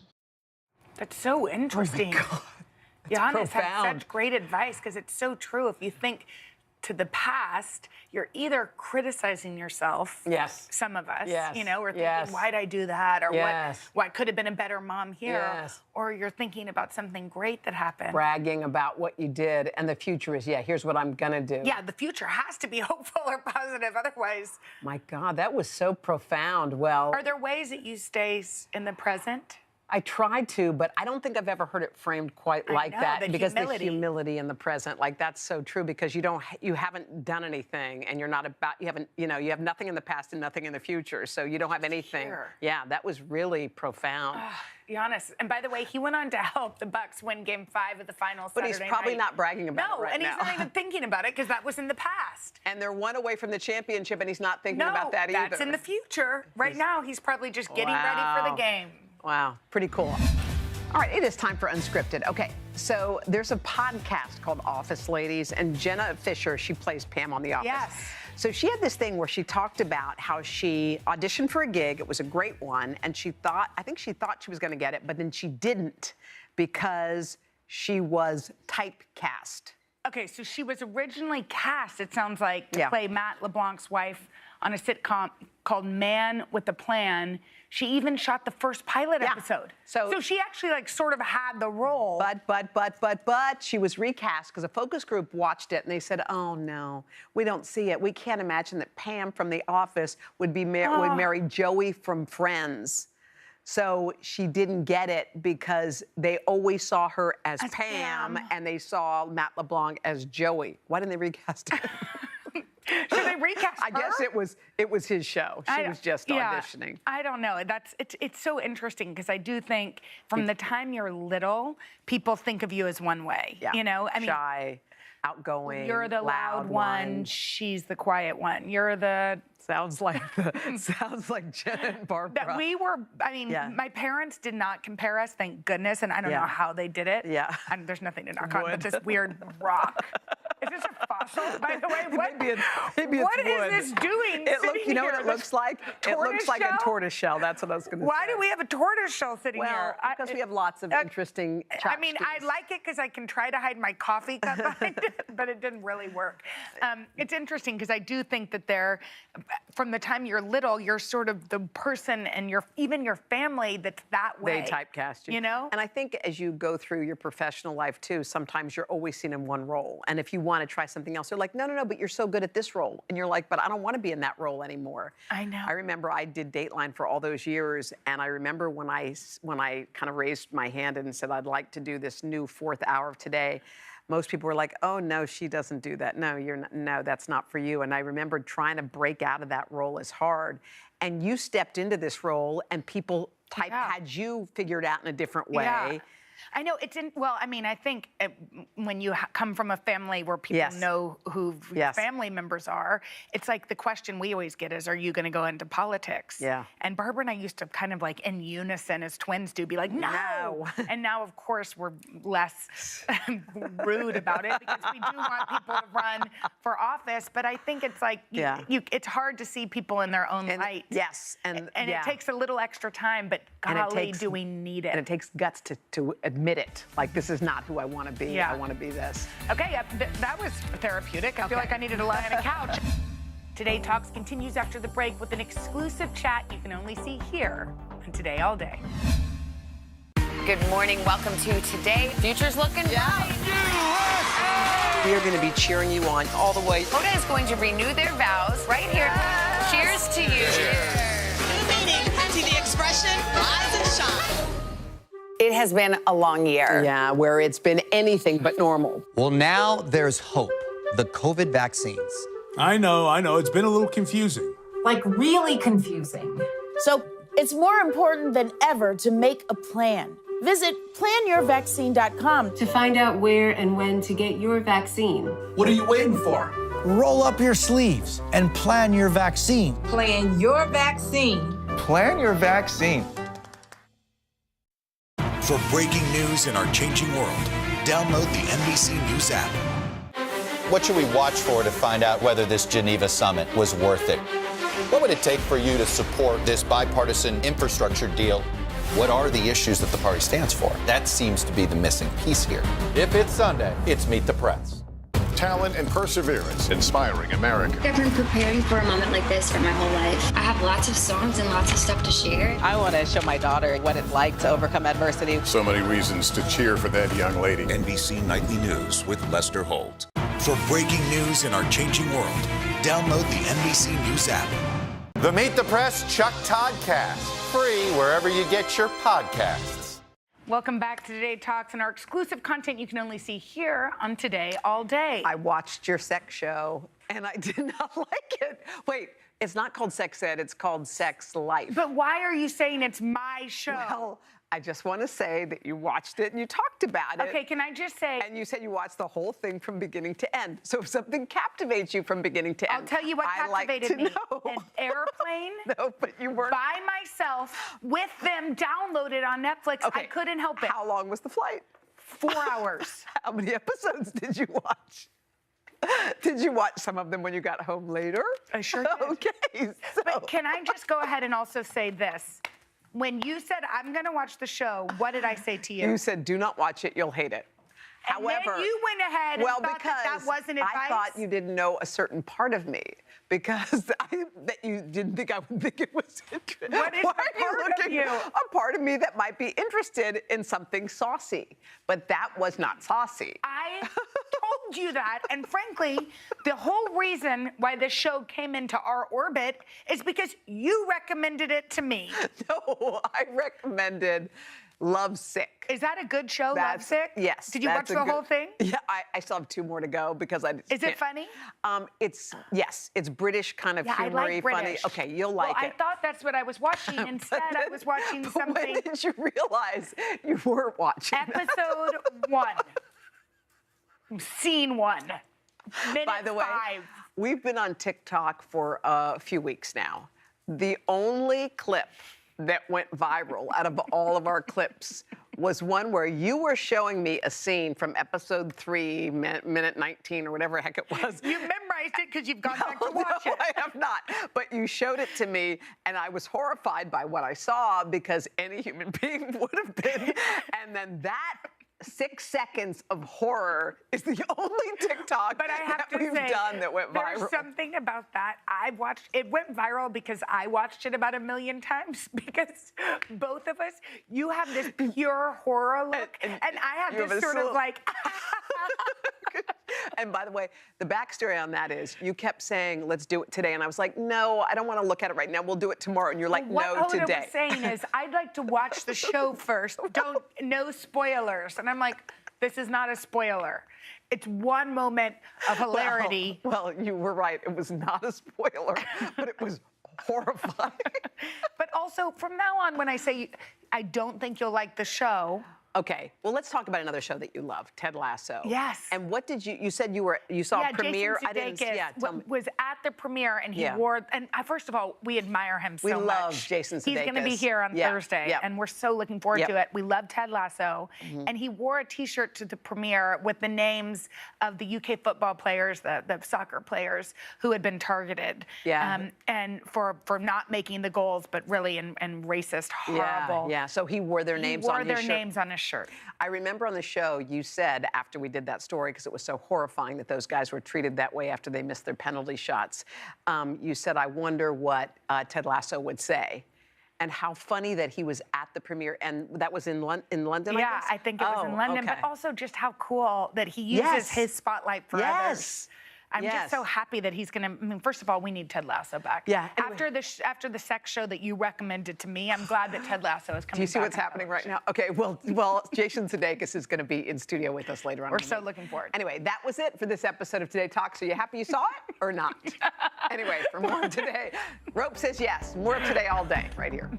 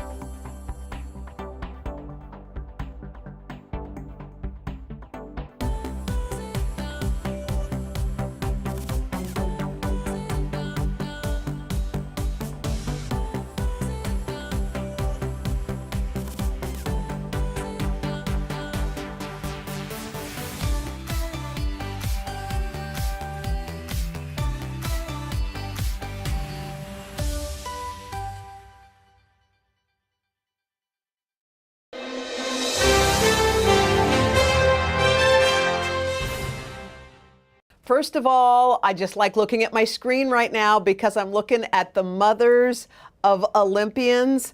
I just want to know what it feels like to be in this moment. Kim, let me start with you. It's totally amazing. It's surreal. So happy that Michaela finally did this and made her dream. It's awesome. We're so excited to be a part of this team. It's a great team.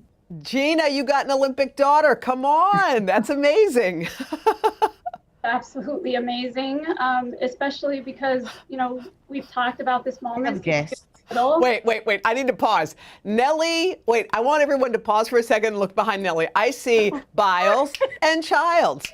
Biles and Childs. Biles and Ron. Hey, Ron, it's Olympic moms, babe. This is Olympic moms.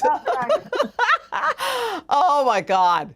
Nellie, I know you've been down this beautiful road before, but how does it feel this time around? It's still a surreal feeling. It's still hard to put in words and hard to describe just how proud I am. And I am sure I'm speaking for all the mothers too.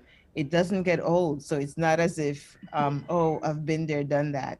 It just feels this time around even more special. Hey, Sandy, your Grace is going to Tokyo. Your Grace is going to be competing for Team USA. Do you ever just sit with that for a second and say, like, wow, how did that happen? Yeah, like a million times over, especially with everything she had to overcome this year to even have a shot at coming back. And this team is just full of such amazing talent. It's unbelievable.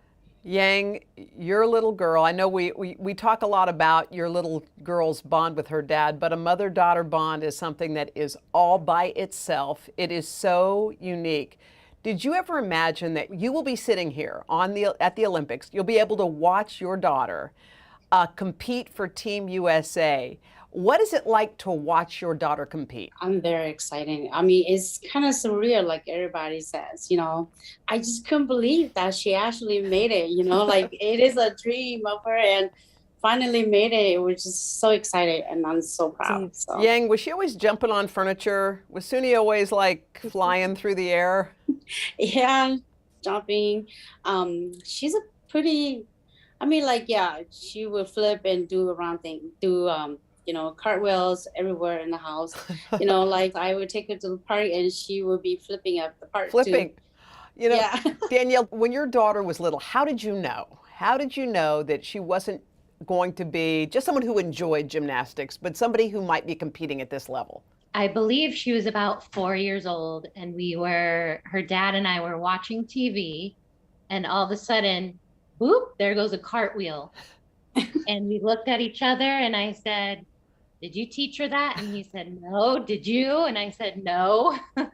And so I think we kind of knew at that point. You knew in that minute that that there was something different about her. Yes. Yeah.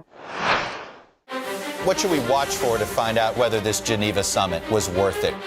What would it take for you to support this bipartisan infrastructure deal? What are the issues that the party stands for? That seems to be the missing piece here. If it's Sunday, it's Meet the Press. I'm rolling up my sleeves for science, so I'll survive if I can track this virus. For family dinners, family vacations, family anything. For traveling somewhere beyond my living room. And for the Rebels, there is no greater feeling than being in the stadium and cheering on Ole Miss. And now it's your turn. Roll up your sleeves, America. Plan your vaccine, because every shot counts. Visit planyourvaccine.com and make your plan. Good morning. Welcome to Today. Future's looking bright. We are going to be cheering you on all the way. Oda is going to renew their vows right here. Cheers to you. Cheers. We've been watching Chanel bust a move all morning. New meaning to the expression rise and shine. Jenna, nearly 2 miles in the air. Your Gampy would be so proud. Oh, thank you, Al. The Meet the Press Chuck Toddcast, free wherever you get your podcasts. For breaking news in our changing world, download the NBC News app. The Meet the Press Chuck Toddcast, free wherever you get your podcasts. So, Kim, I want you to close your eyes for a second, and describe yourself, what you feel like watching your daughter compete.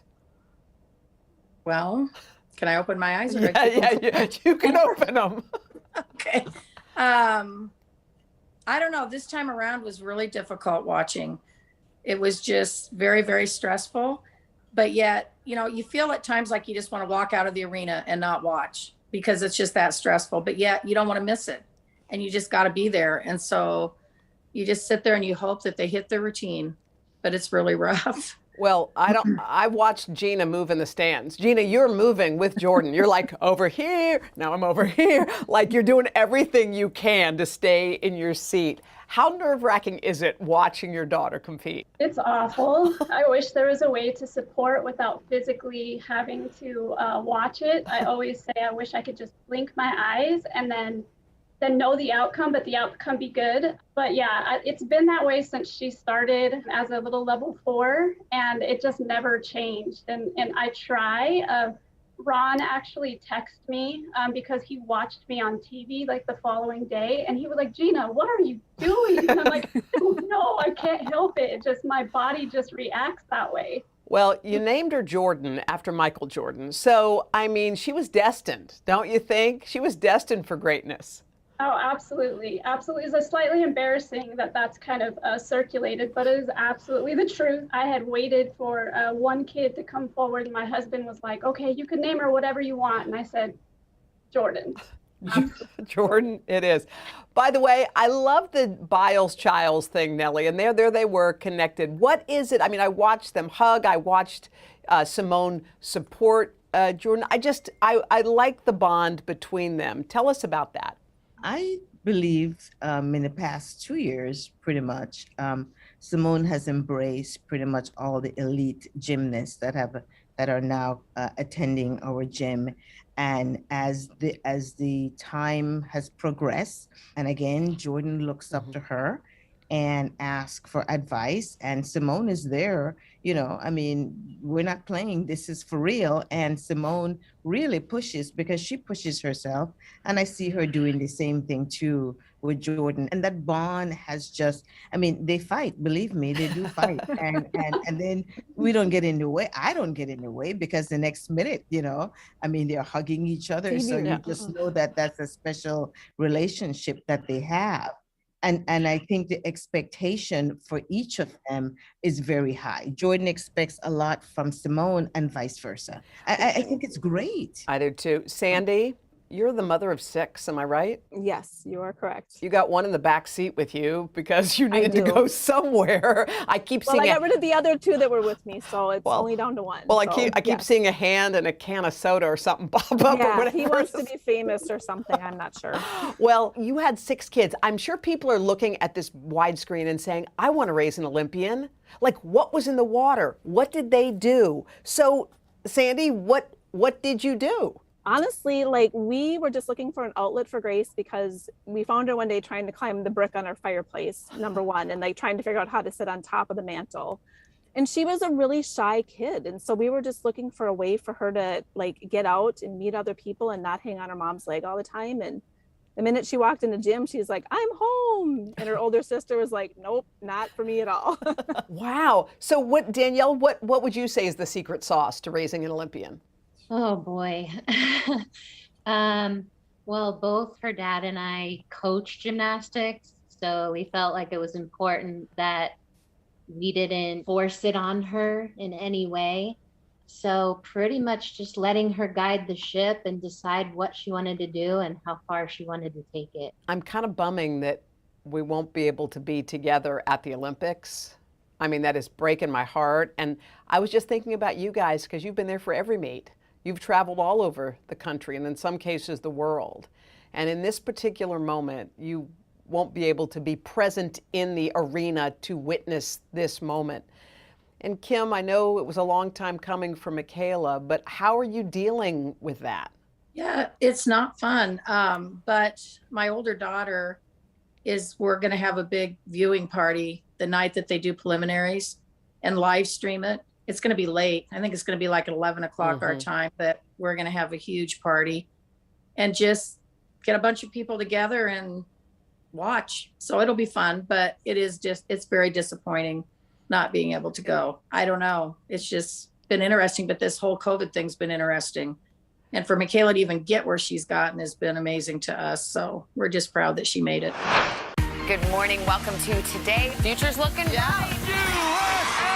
We are going to be cheering you on all the way. Hoda is going to renew their vows right here. Cheers to you. Meaning to the expression, rise and shine. Talent and perseverance, inspiring America. I've been preparing for a moment like this for my whole life. I have lots of songs and lots of stuff to share. I want to show my daughter what it's like to overcome adversity. So many reasons to cheer for that young lady. NBC Nightly News with Lester Holt. Good morning. Welcome to Today. Future's looking bright. We are going to be cheering you on all the way. Hoda is going to renew their vows right here. Cheers to you. Meaning to the expression, rise and shine.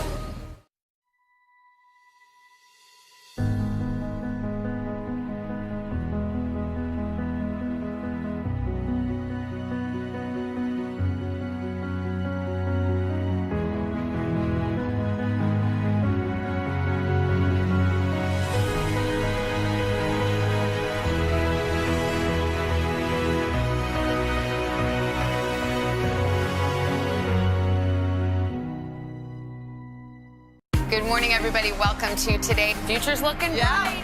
Are you ready? We're going to do our part to spread the word on the importance of vaccines, so crucial for reopening America. A big day around here. A very special naturalization ceremony. Many of them doctors, nurses, other essential workers. If you are a nurse, thank you. Spring has sprung, guys, and we want to fill this season with some fun and surprises. Yes, this is the face of excitement. Celebrating Earth Day. Let's change the world. Love it! The Meet the Press Chuck Toddcast, free wherever you get your podcasts. For breaking news in our changing world, download the NBC News app. The Meet the Press Chuck Toddcast, free wherever you get your podcasts. Well, we're so proud of all of you guys. I mean, I'm looking at you and I'm seeing your little girls in your eyes right now, and it's totally blowing my mind. But since you can't be there to hold their hand in the arena, I know that you probably have a piece of advice for them. And maybe it's the same advice you've given them your whole life. I don't know. But if you just had a phrase or something for your little girl before she embarks in this moment, what would it be? Nellie, what would you say to Simone? I definitely will tell Simone to be the best Simone. I mean, and she understands what that means. So whenever it's her turn to do whatever event, she needs to go out there and do her very best. You know what's funny? She always says that she's calming you down. But she is. she texts you and says, "Mom, I'm good," and you're like, that's the way it works? That's how it works, because I get very nervous before competition, and Simone really is the one that calms me down. I mean, we would FaceTime me and tell me, "Mom, I'm fine. I'm ready." And it's good to hear her say that, but she reassures me and calms me down, which is great. I love that. Gina, what about advice for your little girl before she sets out? You know, something we always tell her dad has a saying that he tells her every single time. And it really sounds like a little kid saying, because we started it when she was little. But he said, "Do your best and forget the rest." And he tells her that every single time she goes out to compete, and just in general life. And so we would tell her that, you know, do your best, forget everything else. You've earned this moment. You worked hard for this moment, so you might as well enjoy every aspect of this moment. We're so proud, not because you're an Olympian, but because you're Jordan, and we love you. Oh, beautiful. Kim, again, for Michaela, long time coming. She just missed the team last year. I know this meant the world. In fact, when she made the team, and I remember that moment at trials, she's like, "Mom, I did it." Like, I thought that was so cool. She gave you some great words. What words do you have for her? Our common saying is, "You got this." And just go out there and do your best. And when she did say that saying, I couldn't even hear it in the arena. I didn't notice that till like the next day I'm watching video and I hear that and I just cried several times, because it meant so much to her to make this team. I mean, there were a lot of odds against her with everything she went through with the COVID, the pneumonia. and getting back to the point, and it just broke our heart. But anyway, we're so happy. But yeah, just go out there and do it, Michaela. You got this. I love it. Raise your hand if your daughter has had or has an injury from gymnastics. Has had? Everybody has. Every single person. And I mean, just the idea that she may have a hurt ankle or something may be bugging her. I can only imagine as a mother watching that, Yang, is extra difficult. And I know that your daughter, Suni, has been through a lot. You know, your husband was paralyzed from just a horrible fall. You've lost loved ones to COVID. And yet there she stands, back straight. Yeah. It's pretty amazing that she actually made it this far. Yeah. With everything that is going on with, the family, with her injury, after injury. And I'm just super proud that she actually made it.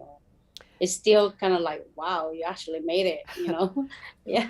Yang, what advice do you guys give her before she competes? Using my husband, we do a pep talk with her. She usually do that with us before she goes in competitions. And my husband pretty much gave her like the advice, but I usually just tell her, go out there and have fun, Just do like you always practice, do like the way you practice, and just go out there and have fun. This is it, just have fun, enjoy, and do the best you can, because it is what it is. I mean, beautiful. She's great, yeah. So, Sandy, what advice do you have for Grace? Before every competition, I just tell her, go out and enjoy this moment. You work so hard to get here, and just enjoy the whole experience. Take it all in. Enjoy your teammates. Cheer for them. Be like the best cheerleader and the best supporter that you can. And go out there and compete for like an audience of one. Compete for God. Let it, just do it. Show people that you really love what you do, and just have fun. Yeah, an audience of one. And actually, you're probably kind of right. There will be about an audience of one. Nellie, you've been down this road before. The other parents have not. Do you have any advice for these moms as they kind of walk into this moment? I believe the best advice would be just to enjoy the moment and just be proud, because I mean, when you look at the amount of kids that have gone this far, our children are the ones that we are watching, that the entire world is watching. and we know that the only reason that they've gotten this far is because they've worked so hard. So just cherish this time and cherish the moment. And whatever the outcome, I always say, whatever the outcome, just be proud of that outcome. Well, you guys are incredible. I can tell why each and every one of your daughters is going to be on the world stage. They've earned it, and they've had support that I can see it pouring out of you. It's as if you're doing it. So I just want to say, go Team USA. Thank you. Thank you. It has been a long year. Yeah, where it's been anything but normal. Well, now there's hope. The COVID vaccines. I know. It's been a little confusing. Like really confusing. So it's more important than ever to make a plan. Visit planyourvaccine.com to find out where and when to get your vaccine. What are you waiting for? Roll up your sleeves and plan your vaccine. Plan your vaccine. Plan your vaccine.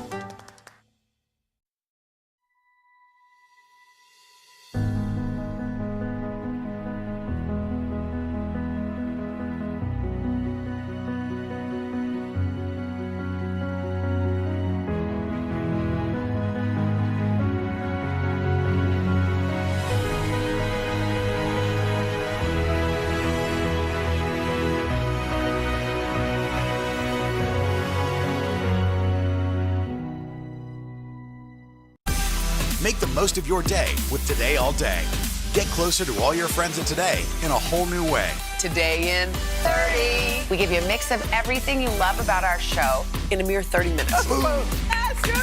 Shop today with Jill Martin. We're helping you shop like never before. The latest styles and biggest names. Today food. Things are heating up in the Today All Day kitchen. Cooking essentials and recipe inspiration. Get ready. Are you ready? Oh, I'm so ready. Only on Today All Day. All right, guys, first of all, congratulations. We have one former Olympian And now all you guys are current Olympians. How are you feeling today? Michaela? I'm feeling great. This is like so unreal. Are you kind of freaking out? I'm freaking out inside, yes. So crazy. I've been waiting for this moment forever. Raise your hand if you're freaking out. Simone, you too? Yeah, I mean, it's so real. It's been a long journey, and me and Michaela have kind of been on it together, so I'm just happy that we're on the same team and we get to go over there and show what we have. Simone, I know you, and I've known you for a long time, and I love you dearly and deeply. When I see your emotions on display, I feel you. Yeah. I felt you today. I felt you strong. I felt you strong when you were kind of hurting, and I felt you strong when you were feeling it. Just describe how you're feeling this time around. A little bit more tired this time around. I'm a little bit older, so I get tired quicker. I was really happy, but I was just sad because everybody came out here to watch us, and I didn't give them my best performance, but at the end of the day, it is what it is. It is what it is. We watched you on the floor, okay? Did you see what happened after your floor routine? Yeah, they gave me a standing ovation. That was pretty crazy. The standing O didn't stop. Yeah. It kept going and going and going. It was very sweet. So how is this one different for you? I don't know. I feel like going into Rio, I was kind of a kid, didn't really know too much, which there's beauty in going in something blindsided, but now like I'm an adult, I know who I am, and I know what my gymnastics brings, so it's just different. I'm not sure if you were happier when you nailed a landing as you were when your girl, Jordan, made the team. Yeah. That hug? Make me cry again. She worked so hard, and she deserves it, and I'm just happy she got to go out there this whole entire year and prove what she's capable of. Jordan. Yes. You're going to the Olympic Games. You, my friend, are an Olympian. Simone Biles wrapped her arms around you in that moment, and I just thought you were never going to let go. Tell me what it felt like to know you made that team. It was honestly the most amazing feeling of my life. I already at the beginning was kind of tearing up, but I didn't know what the outcome was going to be, so I just wanted to go out there and really show everybody who I am as a person, and having her by my side 24/7 and giving me encouraging words every day definitely helped, and it was very motivational. I'm very happy to have someone like her. Y'all are cute. Miles and Childs. Does everyone make the joke? Is that what that part of it? Michaela, you had a tough year, boy. I mean, I know that you went through a lot. I know you had COVID. I know you were hospitalized. I know that you wondered, like, am I ever going to get back to my performing best? Look at you. I know. I survived. But yeah, it was, I mean, I wanted to give up so many times. I was like, I don't even know if I can do this anymore, but I feel like just having these girls in my family, having my back through it all has really helped me get to where I am. Who's the oldest one? Is it Simone or is it you? It's me. Wait, Michaela's me by 3 months. Yeah. So you're both 24, you're 3 months older, so you no longer have the elder statesman title. Grandma has gone over there. I feel like we both share. It's like 50-50. Yeah? Totally. Well, you all do kind of care for the other members of your team. Yeah, of course. And what do you get out of that, Simone? We get our youth back. I mean, they keep us going, especially in those workouts in the gym, and we've had such hard times, but seeing the younger ones come up, it's been motivational. Suni. Oh, Suni, I'm so happy for you. Thank I can't you. tell you. It just meant the world to me to watch you perform. And I wasn't sure if I was more emotional watching you or watching your dad up there. Did you feel him? I did. It took me a minute to realize that I was going to the Olympics, but I looked up there and I knew that he was very emotional, and so was the rest of my family. Well, I loved in one of your interviews you said you didn't describe it as your dream, you said it was our dream. Yeah. This has been our dream for the longest, basically since I was a baby. He's been by my side through everything, and he's gone to all my competitions with me, so to have him here at the Olympic trials with me is something that was so amazing, especially because they can't go to the actual Olympics, which really sucks, but... It really does suck. You're bumming about your parents not being able to go? Yeah. Yeah, so this is the last they're going to see of you until you get your medals, right? Yeah. Until you come home with your medals. Go I feel out like there. there's a lightness with you guys that I remember it in Rio, but it feels even a little lighter. Like, I don't know. Definitely. It's like everyone seems to really want to have fun. And is that what you're feeling, Michaela, too? I mean, especially coming from college, that's all we did, and so it's kind of been fun to see that more, especially since, Marta's been gone and with the new generation, and I feel like we're just really enjoying our gymnastics. Which Come is on, awesome. Jade. Jade's going to the Olympics. Oh my gosh, has that just sunk in? I mean, your dad's coaching you, you're going to the Olympic Games. Yeah, I'm really excited, and I'm really glad that I have my dad to share it with. He's been my coach for the longest time, and I'm just really happy that we're going to be there together. That is true. So your dad's going to be, is that your dad the only parent who's going to be there? Yeah, right, because he's coaching. So. Yeah. Right. Well, your dad's going to have to share and help out with everybody. So how are you guys going to, like, make sure that you're straight when it comes time for competition? Because we all have our posse, our group. I would imagine, Simone, that the group's going to rely on each other even more than before. Yeah. Of course, and we'll have so many repetitions. And I remember in Rio, it was like you did so many, you almost can't mess up at that point. Mm-hmm. So I'm not worried. Once we get over there, we're set. I mean, this is just the beginning of our journey. Michaela, this dream, some dreams take a long time. Some happen overnight, and some take a while, but as they always say, your dream is right on time. Mm-hmm. So as you venture out and you realize that you're about to step into a big dream, how will you sleep tonight? What will you be thinking about? I don't think I'll be sleeping. I mean, especially if I have to get up super early, so probably no sleep. But, you know, even after last Olympics, being so close to it, I'm really glad that I never gave up my dream and I kept going and have pushed myself to come back for this Olympics, and it was definitely worth it, and it paid off. And even to be here with Simone again, being like the grandmas of the team, like, I think it's definitely helped push us as well, too. Because with the younger ones, like, it is true, like, you're older, like, you know your gymnastics better, but it's harder the older you get. So these young ones have definitely pushed our buttons a little bit. It's crazy to have my dreams finally come true. Well, I can't tell you how happy I am for you guys. And to do it in this arena, it was a sellout. They say that it may have been the biggest Olympic trial crowd ever. Yeah. Wow. And it felt like being at a concert. Yeah. I mean, it was wild. So when we get to the Olympics, it's not going to be like that. You're not going to have that. Right. Do you think it will affect how you perform, Simone? Personally, I thrive under pressure, so I'm a little bit worried how it's going to affect me once we get over there. All right. You guys have any other thoughts as you head off to the Olympic Games in Tokyo? I think I'm just I'm ready to ready. I think I blacked out. I don't know. You blacked out? Kind of like speechless. You're speechless. Well, and how do you? I know not everybody got to be sitting in these chairs. Is it kind of a bummer when you see your fellow teammates who didn't make the team? I mean, it's the hardest team to make in the world, so we're all proud of everybody that even made it this far. How many people can say they went to Olympic trials? So, I mean, we're just proud of our teammates. Oh my God, your lives changed. Just like that.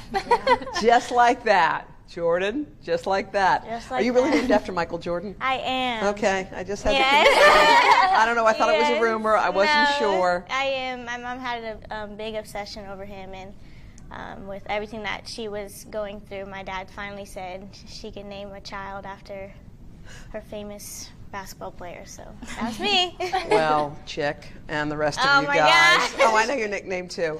You guys, we are going to be cheering you on. You may not have your moms and your dads and your friends, but you'll have us. So look for me. I will be cheering you on all the way. Go get them! Welcome to Today All Day. All day? Today, all day. All day.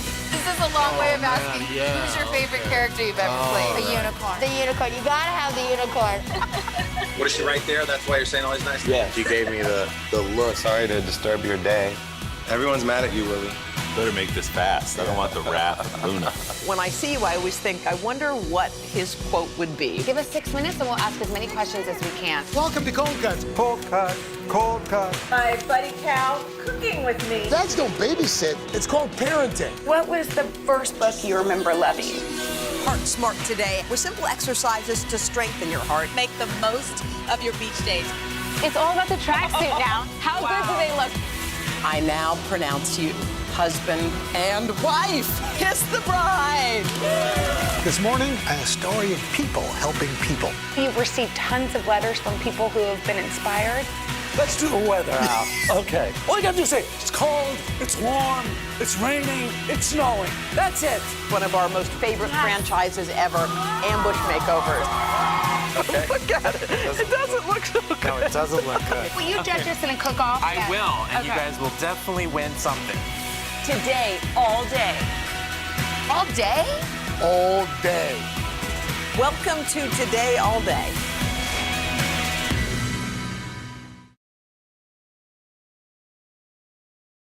Hey, Today All Day, if you can't live without coffee, trust us, you're not alone. But up next on Saucy, Anthony Contrino is sharing his favorite ways to use espresso with 4 recipes that will get you buzzing, including a show-stopping tiramisu and an espresso martini with a twist. Italians love their coffee, and I am no exception. Whenever I'm in Italy, my first stop every day is to a coffee bar. In the mornings, it's for a cappuccino, and then later on in the day, a Shakarato. And of course, I love coffee-flavored desserts. First, I'm going to show you how to make the perfect pot of espresso using a mocha pot. Then we'll shake up my favorite coffee beverage, a Shakarato. For dessert, an Italian's favorite pick-me-up, tiramisu. And then a delicious cocktail that you can't live without, an espresso martini. So if you love coffee as much as I do, come along and let's get buzzed.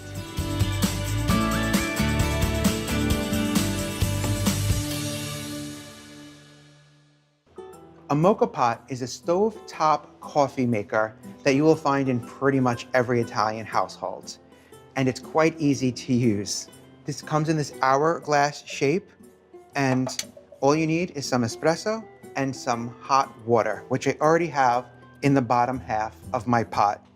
Then you want to take your coffee filter, and I'm using coffee that's ground for espresso. There are different types of grinds out there, so make sure it says espresso grind, and then slide it right into the bottom half of your mocha pot.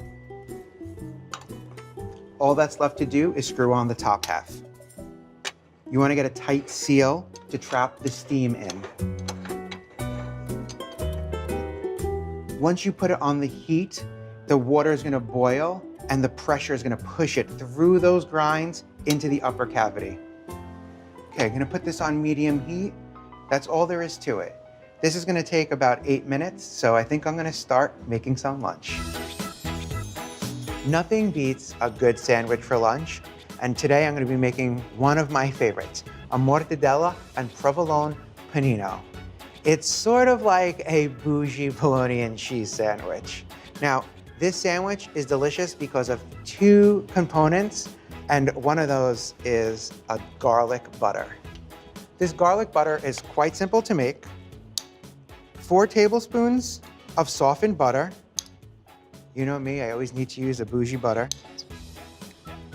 $1 for every time I say the word bougie today. And then garlic, but 2 ways. First, just a little bit of fresh garlic. Fresh garlic is so pungent and just kind of hits you right away with that garlicky flavor. But then I also like to add just a pinch of garlic powder. It's a little bit more well-rounded, and it hits you a little after the fact. So that garlic flavor is there with every bite. Just kind of stir it and mash it all together. Set this aside now that it's nice and well combined.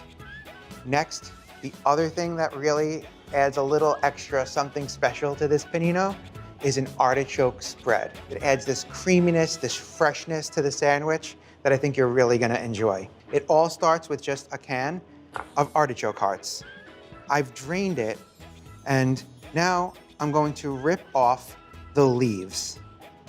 I just want the creamy heart for this recipe.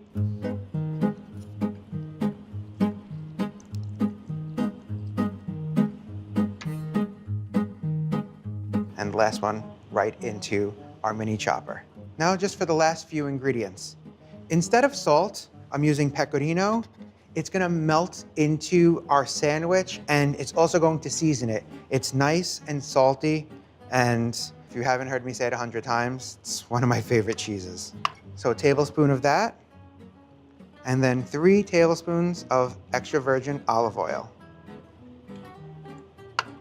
And last but not least, just a couple of cracks of black pepper. Put on your lid, give it a couple of pulses. We're just looking for a nice spreadable consistency. This looks great and it smells delicious. Now all that's left to do is to put everything all together. So I'm using some sliced bread. This is the kind of bread that my grandmother used to have for us growing up. You could find it in most bakeries, just a good boule, Italian boule. So first we take our garlic butter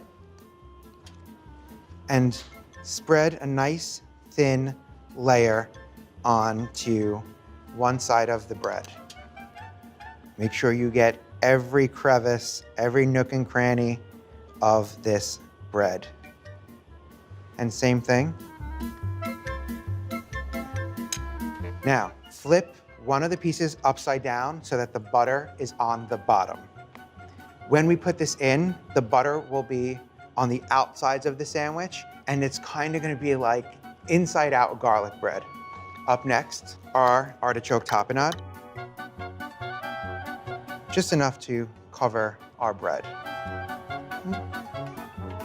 Tastes better on the sandwich than it does on the board, I'll tell you that much. Okay, next up, mortadella. Mortadella is one of my favorite cold cuts, as we would say here. It's fatty, it's so flavorful. This one has gorgeous specks of pistachio in it. And it's just so delicious. I like to pile it on. Sandwich is all about the fillings. I think I'll do one more piece just because why not, right?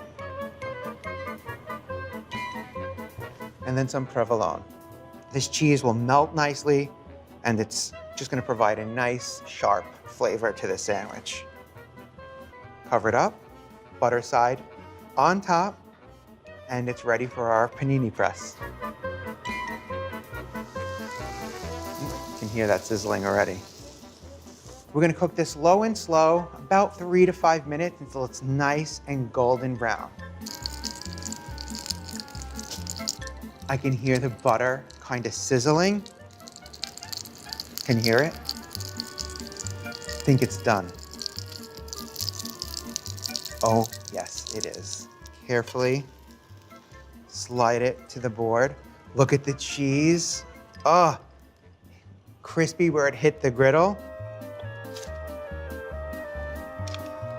Now that this panino is ready, all that's missing is a perfect beverage to serve alongside it.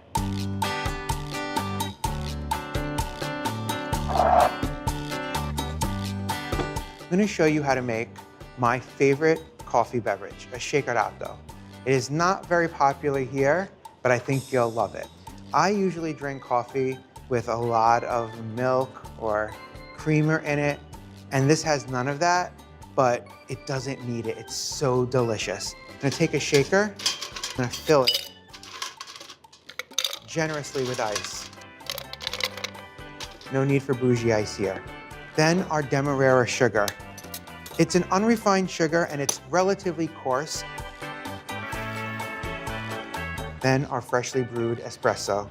2 shots right on top. And then cover it up. I like to cheat because I'm nervous. Don't want to be wearing it. Wrap it in a towel and now just shake, shake, shake vigorously. At least 20 to 30 seconds until you feel like you're gonna die.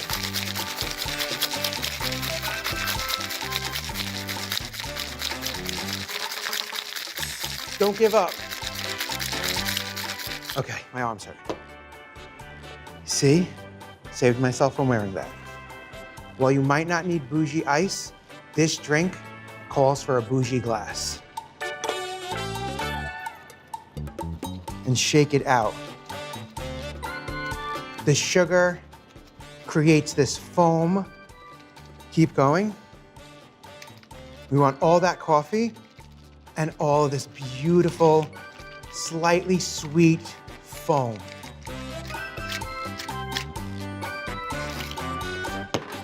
And that's all there is to it. I can't wait to dig in.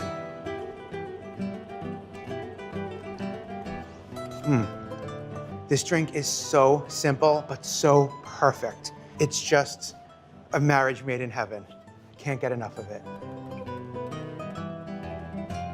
Now this truly is the perfect lunch. Hey, Today, food fans hungry for more? Just text food to 34318 to get all the recipes you see here on Today All Day. Don't delay. We know your tum-tum is grumblum. Good morning. Welcome to Today. Future's looking bright. We are going to be cheering you on all the way. Oda is going to renew their vows right here. Cheers to you. Cheers. We've been watching Chanel bust a move all morning. New meaning. See the expression? Rise and shine. Jenna, nearly 2 miles in the air. Your Gampy would be so proud. Oh, thank you, Al. Make the most of your day with Today in 30. We give you a mix of everything you love about our show in a mere 30 minutes. Savannah and Hoda bring you what you must know. The biggest moments of the morning. One Republic. Exclusive interviews. Why did it work for you? You're right. I am more talented than the rest. And important headlines. Major medical news this morning. Watch Today in 30 on your schedule. Streaming every day on Today All Day. Good morning, everybody. Welcome to Today. Future's looking bright. Are you ready? We're going to do our part to spread the word on the importance of vaccines, so crucial for reopening America. A big day around here. A very special naturalization ceremony. Many of them doctors, nurses, other essential workers. If you are a nurse, thank you. Spring has sprung, guys, and we want to fill this season with some fun and surprises. Yes. This is the face of excitement. Celebrating Earth Day. Let's change the world. Love it!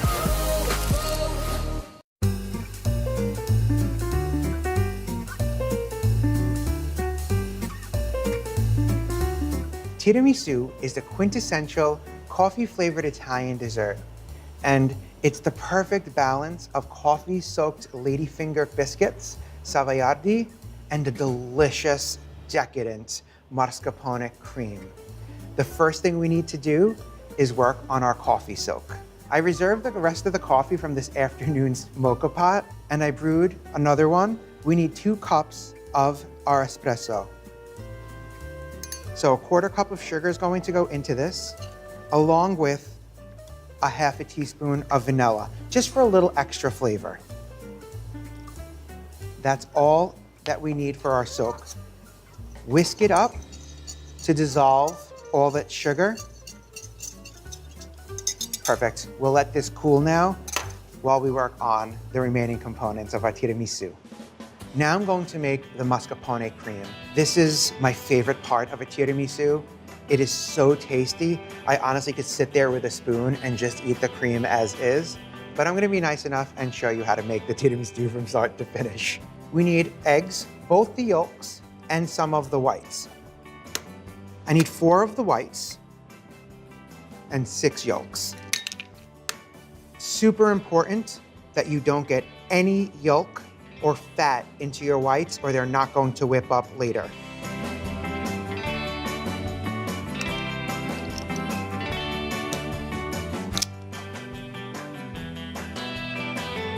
First, we're gonna start with our egg yolks. And I'm making what's called in the French pastry kitchen a pâte à bombe, which is simply egg yolks, some sugar, and flavoring. My flavoring of choice for this is a dry marsala wine. Not sweet. We have enough sweetness going on with all the sugar that we're adding, and our savoiardi biscuits. Going to add 2 tablespoons of this. Then some sugar. We'll add a 1/4 cup to this. Some salt, 1/2 teaspoon of that, and we'll throw a 1/2 teaspoon of vanilla in as well.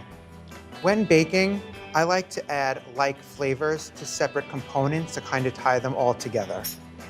Now, grab a whisk, give this a quick initial stir just to combine everything, and then I set up a double boiler situation where I have 1 inch of simmering, barely simmering water, and we're going to place this on top and whisk away to slowly begin to thicken this mixture, cook the eggs the slightest bit, and to dissolve the sugar.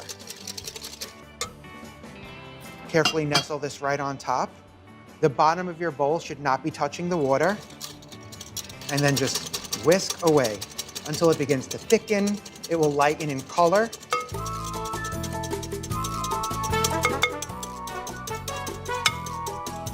You can see the texture starting to change already. It's thickening slightly. It's a beautiful, silky texture. You can really smell that masala coming out of this. You can see how much this is lightened in just a couple of minutes. I don't feel any granules of sugar, which means that it's ready to go.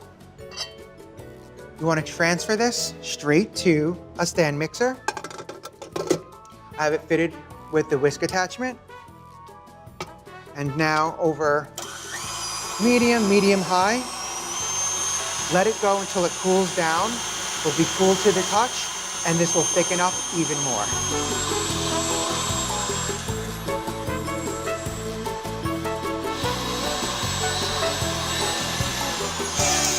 Perfect. It's no longer warm. It's pretty much room temp. And you can see how it's thickened, and we're getting these beautiful ribbons. Thank goodness for this machine, because I can't even imagine how hard it would be to do this by hand. Up next, one of our star ingredients, mascarpone cheese. It's basically the Italian version of cream cheese. It's the best way to describe it.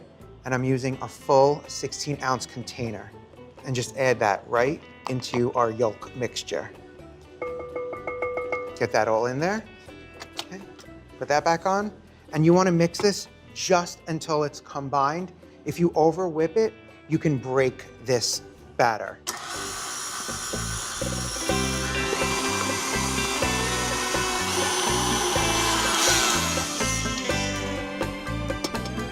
This looks delicious already. Set this aside.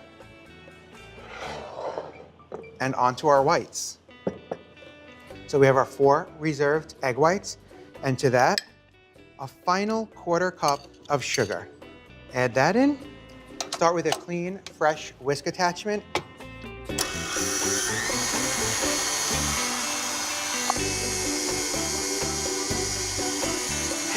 Once you see it starting to form ribbons just like this, you can bump it up a notch.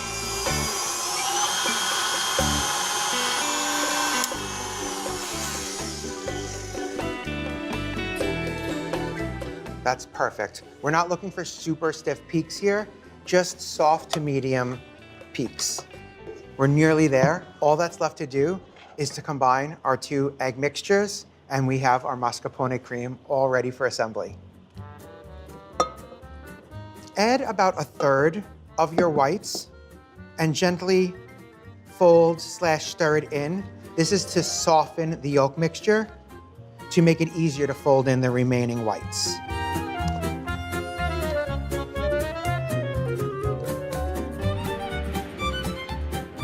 These egg whites are going to lighten the overall mascarpone cream and just give it this beautiful, airy, moussey consistency. Be very gentle, folding it over so that you don't deflate those egg whites. This looks great. Now that we have our 2 main components, our coffee soak and our mascarpone cream ready to go, I'm gonna do a little tidying up to make some room for the fun part, the assembly.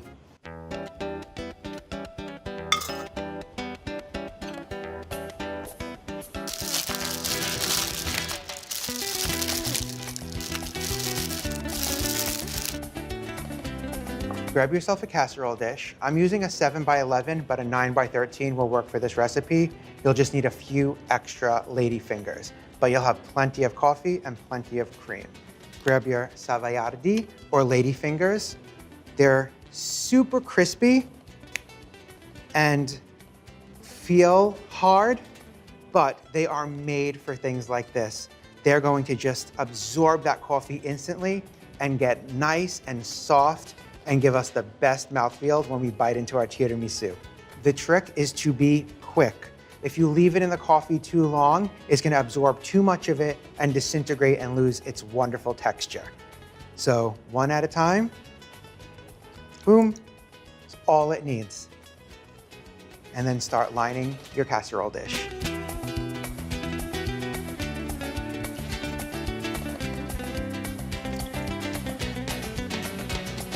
The first ones have already begun to soften, where I can kind of squish them down. Let's see if I can add one more savaiaki.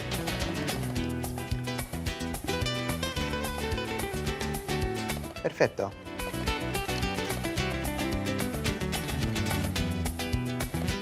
Now that our bottom layer of cookies are in, it's time for the layer of mascarpone cream.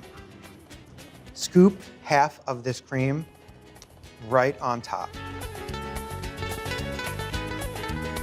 That looks about right. Then with your offset spatula, gently caress it over our cookies, evenly spreading it from corner to corner. Okay, that looks great. Now for another layer of our saviardi.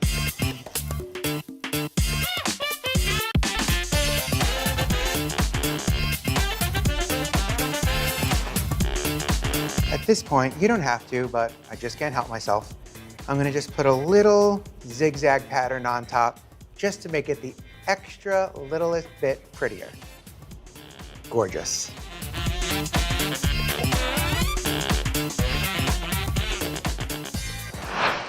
Well, hello. Are you ready to whip up Anthony's delectable dish? Just text food to 34318 and we will send that recipe right to your phone. Good morning. Welcome to Today. Future's looking bright. We are going to be cheering you on all the way. Hoda is going to renew their vows right here. Cheers to you. Meaning to the expression, rise and shine. Good morning, everybody. Welcome to Today. Future's looking bright. Are you ready? We're going to do our part to spread the word on the importance of vaccines, so crucial for reopening America. A big day around here. A very special naturalization ceremony. Many of them doctors, nurses, other essential workers. If you are a nurse, thank you. Spring has sprung, guys, and we want to fill this season with some fun and surprises. Yes, this is the face of excitement. Celebrating Earth Day. Let's change the world. Love it!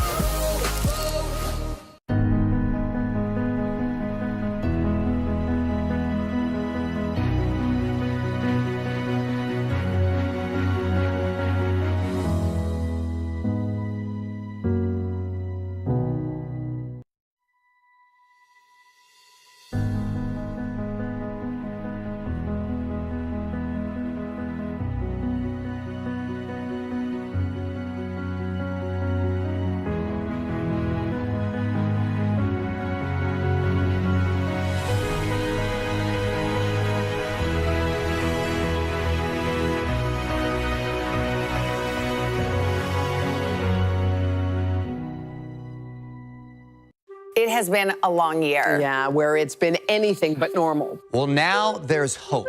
The COVID vaccines. I know. It's been a little confusing. Like really confusing. So it's more important than ever to make a plan. Visit planyourvaccine.com to find out where and when to get your vaccine. What are you waiting for? Roll up your sleeves and plan your vaccine. Plan your vaccine. Plan your vaccine.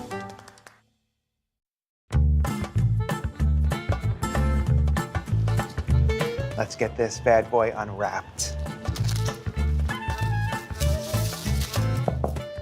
You can see the cream has kind of set. All it's missing is just a little bit of a garnish, some cocoa powder.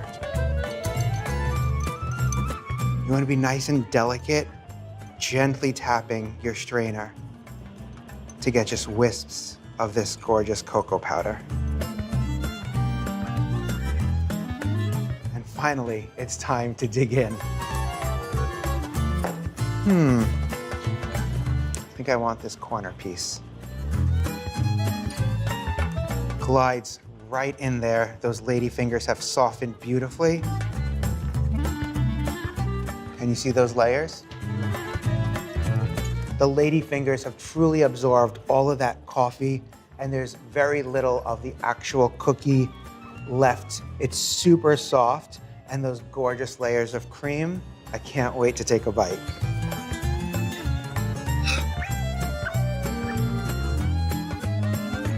This is definitely the perfect pick-me-up and one of my favorite ways to enjoy coffee. Ooh, and it looks like I have a little bit of espresso left. Don't worry, I have another sweet trick up my sleeve. Talent and perseverance, inspiring America. I've been preparing for a moment like this for my whole life. I have lots of songs and lots of stuff to share. I want to show my daughter what it's like to overcome adversity. So many reasons to cheer for that young lady. NBC Nightly News with Lester Holt. What should we watch for to find out whether this Geneva summit was worth it? What would it take for you to support this bipartisan infrastructure deal? What are the issues that the party stands for? That seems to be the missing piece here. If it's Sunday, it's Meet the Press. Good morning. Welcome to Today. Future's looking bright. We are going to be cheering you on all the way. Oda is going to renew their vows right here. Cheers to you. Cheers. We've been watching Chanel bust a move all morning. New meaning. See the expression? Rise and shine. Jenna, nearly 2 miles in the air. Your Gampy would be so proud. Oh, thank you, Al. What should we watch for to find out whether this Geneva summit was worth it? What would it take for you to support this bipartisan infrastructure deal? What are the issues that the party stands for? That seems to be the missing piece here. If it's Sunday, it's Meet the Press. Talent and perseverance, inspiring America. I've been preparing for a moment like this for my whole life. I have lots of songs and lots of stuff to share. I want to show my daughter what it's like to overcome adversity. So many reasons to cheer for that young lady. NBC Nightly News with Lester Holt.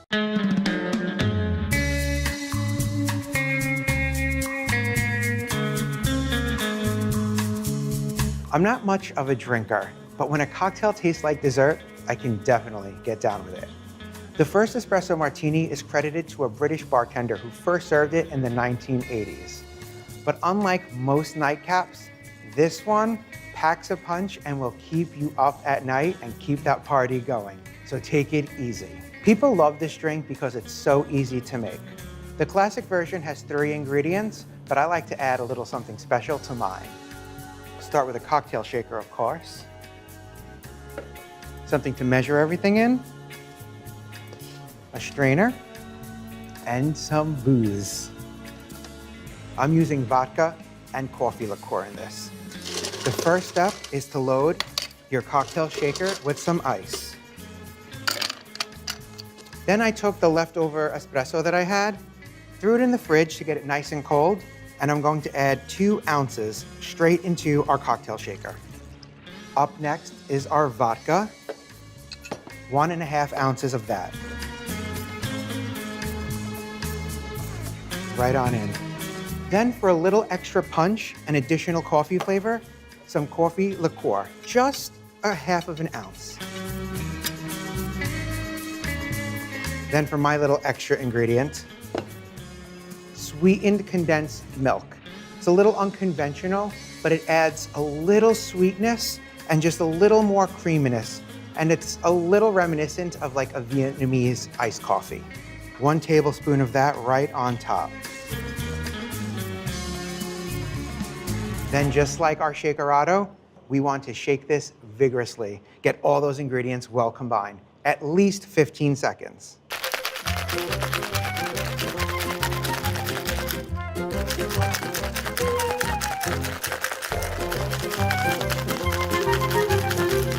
Okay, our shaker is super frosty. And if you thought my Shakarato glass was bougie, you ain't seen nothing yet. Look at that bad boy. Grab your strainer.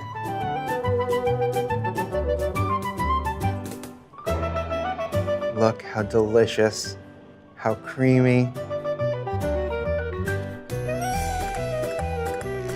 Get every last bit of that. Now, if I didn't already have a decadent dessert waiting for me, what I would do is make an espresso martini affogato. First, I would shake up an espresso martini, just like this one. Then I would fill a glass with 2 scoops, 3 if I really feel like treating myself, of premium vanilla ice cream. Pour that delicious martini right on top and enjoy. But for now, this will definitely do the trick. Cheers. You can never have too much coffee.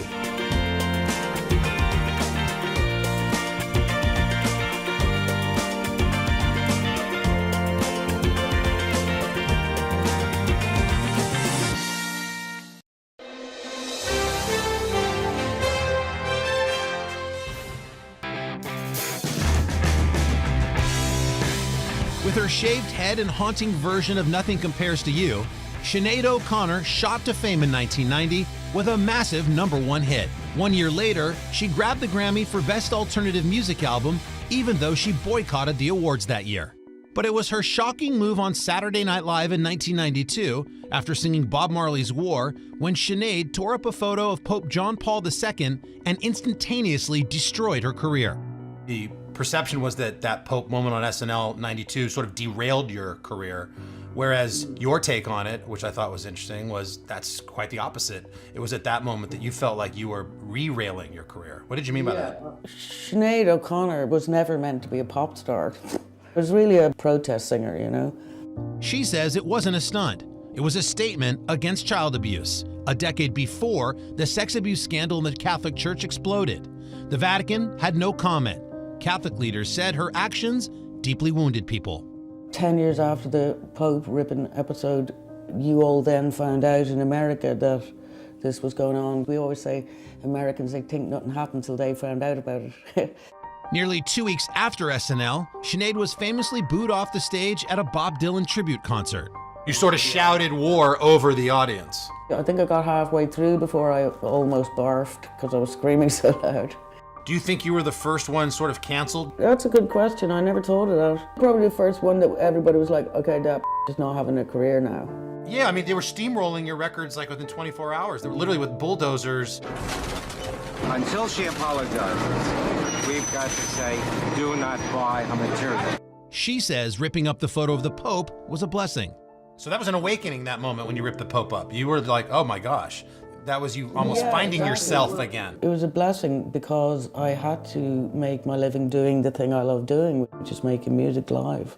Sinead says it wasn't just about abuse in the church. The photo of the Pope belonged to Sinead's mother, who abused her for years. Was there something symbolic about that actual picture of the Pope that you tore? That picture I took off my mother's bedroom wall, it was a way of ripping her up as well, I guess. Ripping up my mother, you know. In her new memoir, Rememberings, Sinead reveals chilling details about the abuse and decades of mental health struggles that followed, some playing out very publicly on social media. There's no way for people to be living. After seeking treatment and rehab, today, Sinead seems to be in a much better place, living in a peaceful thatched roof house in a remote area outside of Dublin. As you and I sit here right now, I mean, how do you feel? How are you? No, I'm good, yeah. I've been really good since I moved into this place about a year ago. Yeah, it's real peaceful. Somebody told me that you have anxiety. It's true. I am riddled with it. No, it's like it's terrible. I suffer from a condition called complex post-traumatic stress disorder from things that I went through growing up. She also describes in her book being inspired by Muhammad Ali, frightened by Prince, and misunderstood by old Blue Eyes. What happened was poor Frank Sinatra had been told that, you know, there's this cheeky Irish singer and she hates America. He said something about she should have her ass kicked. And the trouble was I was staying in the same hotel as him. Oh my gosh. And I was thinking, oh my God, my father is going to kill me if I kick the crap out of Frank Sinatra. I love Frank Sinatra, obviously. What's not to love? He's amazing. Right. Next year, she'll tour a new album being released this fall. I'm concerned that perhaps I've aged a little too much to be touring, you know, it's a young person's game. No, you're not too old for it. You can do it. I got 2 words for you. Willie Nelson. Yeah, but, you know, I don't know, he didn't have a radical hysterectomy. My soul and spirit are 17 and are certain of it, but my body thinks it's 70. How does that make you feel to see and feel the love of large crowds these days? It's lovely, it's lovely. I like particularly when there are men crying, then I know I did a good job. The tour was canceled, the whole world shut off, and it was definitely different. But for us, we were very fortunate. It's been a year unlike any other for Celine Dion. After the pandemic forced the shutdown of her world tour, it was back to basics for the singing superstar.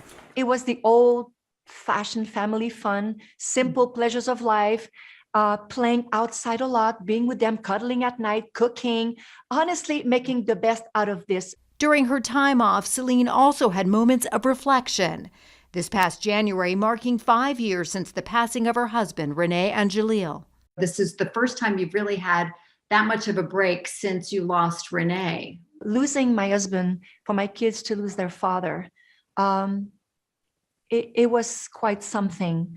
I feel like Renee has given me so much through the years, and still today, I see my kids, I look at them and I still see, we live with him. We still live with him. He's part of our lives every day. So I have to say that I feel very, very strong. Is there a chance in your life that you see your heart opening up again to love? Do you want to find someone else? That one, that heart will go on.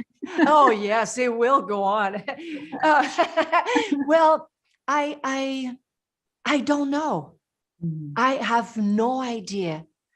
But right this second, love is so big right now in my life, with my kids, with life itself. I'm not thinking about a relationship and falling in love again. I don't. Do I have to say that it will never happen anymore? No, I don't know. I don't know. Now Celine says she's pouring her heart into a new residency at Resorts World Las Vegas, the Strip's newest hotel. A change from the Caesars Palace stage she practically owned for 16 years. Her headlining performance will also usher in new blood. Carrie Underwood, Katy Perry, and Luke Bryan making their Vegas residency debuts. What advice can you give them to help break them in? They're very professional performers. I don't have any advice to give them, obviously. But the only thing I can say to all of them is that have fun, and I can't wait to be entertained myself. What is it about Vegas that had become home for you? Vegas had given us, my family and I, an opportunity for me to be a mom, for them to be kids, for me to perform for my fans and to practice my passion, and every night come home. That is rare. So I really feel that Vegas has given me a motherhood and the best as an artist, the best of both worlds. She says the new show, set to open in November, will carry a heavier emotional weight. It's going to be about an energy, about starting again, about living again, about feeling that something will come out of this, hopefully.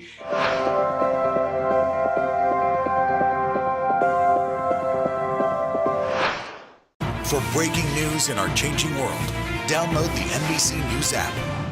It has been a long year. Yeah, where it's been anything but normal. Well, now there's hope. The COVID vaccines. I know. It's been a little confusing. Like really confusing. So it's more important than ever to make a plan. Visit planyourvaccine.com to find out where and when to get your vaccine. What are you waiting for? Roll up your sleeves and plan your vaccine. Plan your vaccine. Plan your vaccine. The Meet the Press Chuck Toddcast, free wherever you get your podcasts. It has been a long year. Yeah, where it's been anything but normal. Well, now there's hope. The COVID vaccines. I know. It's been a little confusing. Like really confusing. So it's more important than ever to make a plan. Visit planyourvaccine.com to find out where and when to get your vaccine. What are you waiting for? Roll up your sleeves and plan your vaccine. Plan your vaccine. Plan your vaccine. Hi, everybody. Good morning. Welcome to Today. Future's looking bright. Half of all U.S. adults now fully vaccinated. Al is in Cleveland for our Reopening America series. This is the greatest location in the nation. Music is back. Y'all were exactly what we needed. The Meet the Press Chuck Toddcast, free wherever you get your podcasts. Country superstar who happens to be our good friend. His name is Blake Shelton. Oh, we love him. Blake's a busy man. He's out with his 12th studio album today. It's Body Language. And, of course, he's a coach on The Voice. Hi, Blake. Good morning. Good morning. How's it going? Man, I got to say this right off the bat. Say it. I was sitting here watching, and I was thinking, man, from a distance, Carson is looking young, thin. I mean, like, wow, he looks good. I realize it's the new guy, Tom. I got to text Carson, man. He looks he looks so great this morning. So he doesn't look good. Who's going to tell him? Yeah. It's not Carson. No. Blake, we miss you. Yeah, you know, we really, it's so fun to have you here, but just not being here and Hoda and I being able to awkwardly flirt with you like we normally do. No, well, it's not the same.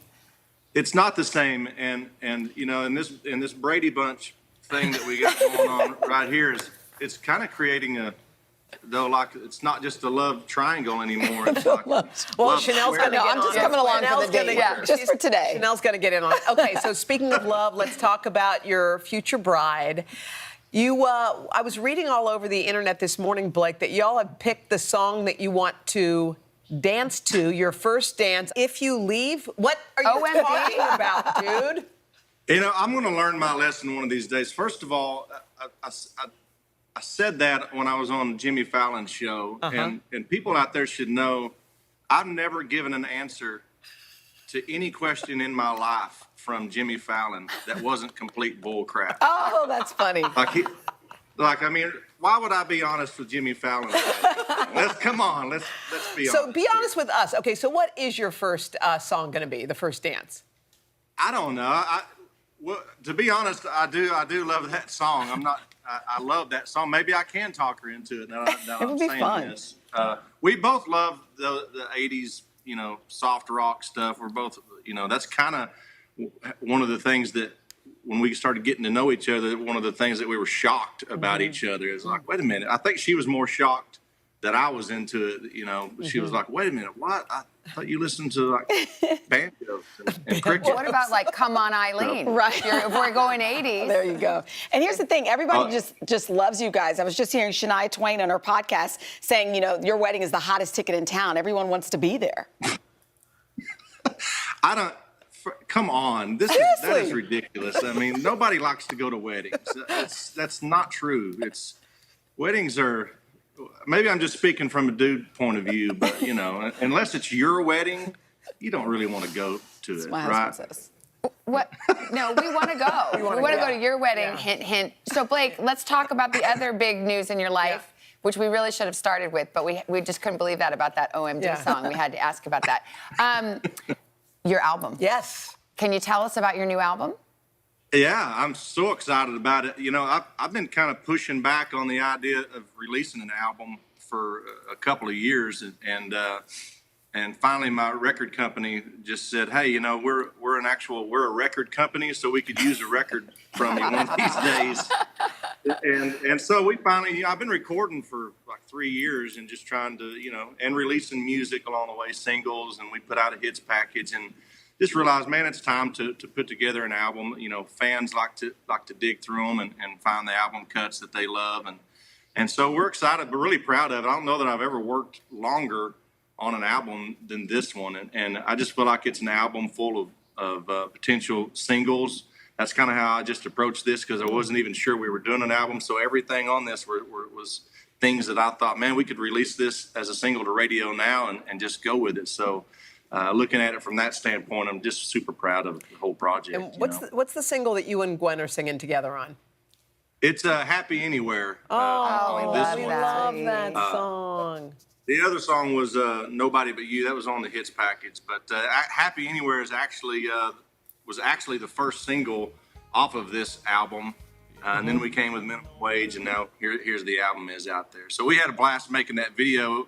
That's when we were in quarantine in Oklahoma, and her brother knew how to work the camera. So we were literally out in the cornfield and stuff at the ranch, and we just used a bunch of old home movie footage. And luckily, she films everything we ever do. Do you like that? When it's happening, no. But when we need a music video out of nowhere, there you go. Awesome. Yeah, it worked. Let me ask you this, Blake, because we're going to actually get to hear a couple performances pretty soon, including Happy Anywhere. But it makes me laugh because, you know, the whole, like, theory of country music singers, aren't you supposed to be, like, broken down and depressed and, you know, your dog ran away and all that? And you're so happy. You guys are, like, you know, everything's working. Yeah, maybe that's why my career is starting to flop a little bit. I got to sadden things up a little bit. You're right. I'm supposed to, you know, back over my dog and have a broken heart, I guess. But things are going too good right now, and I can't help but be honest about it. Make the most of your day with Today in 30. We give you a mix of everything you love about our show in a mere 30 minutes. Watch Today in 30 on your schedule, streaming every day on Today All Day. Make the most of your day with Today in 30. We give you a mix of everything you love about our show in a mere 30 minutes. Savannah and Hoda bring you what you must know. The biggest moments of the morning. One Republic! Exclusive interviews. Why did it work for you? You're right. I am more talented than the rest. And important headlines. Major medical news this morning. Watch Today in 30 on your schedule, streaming every day on Today All Day.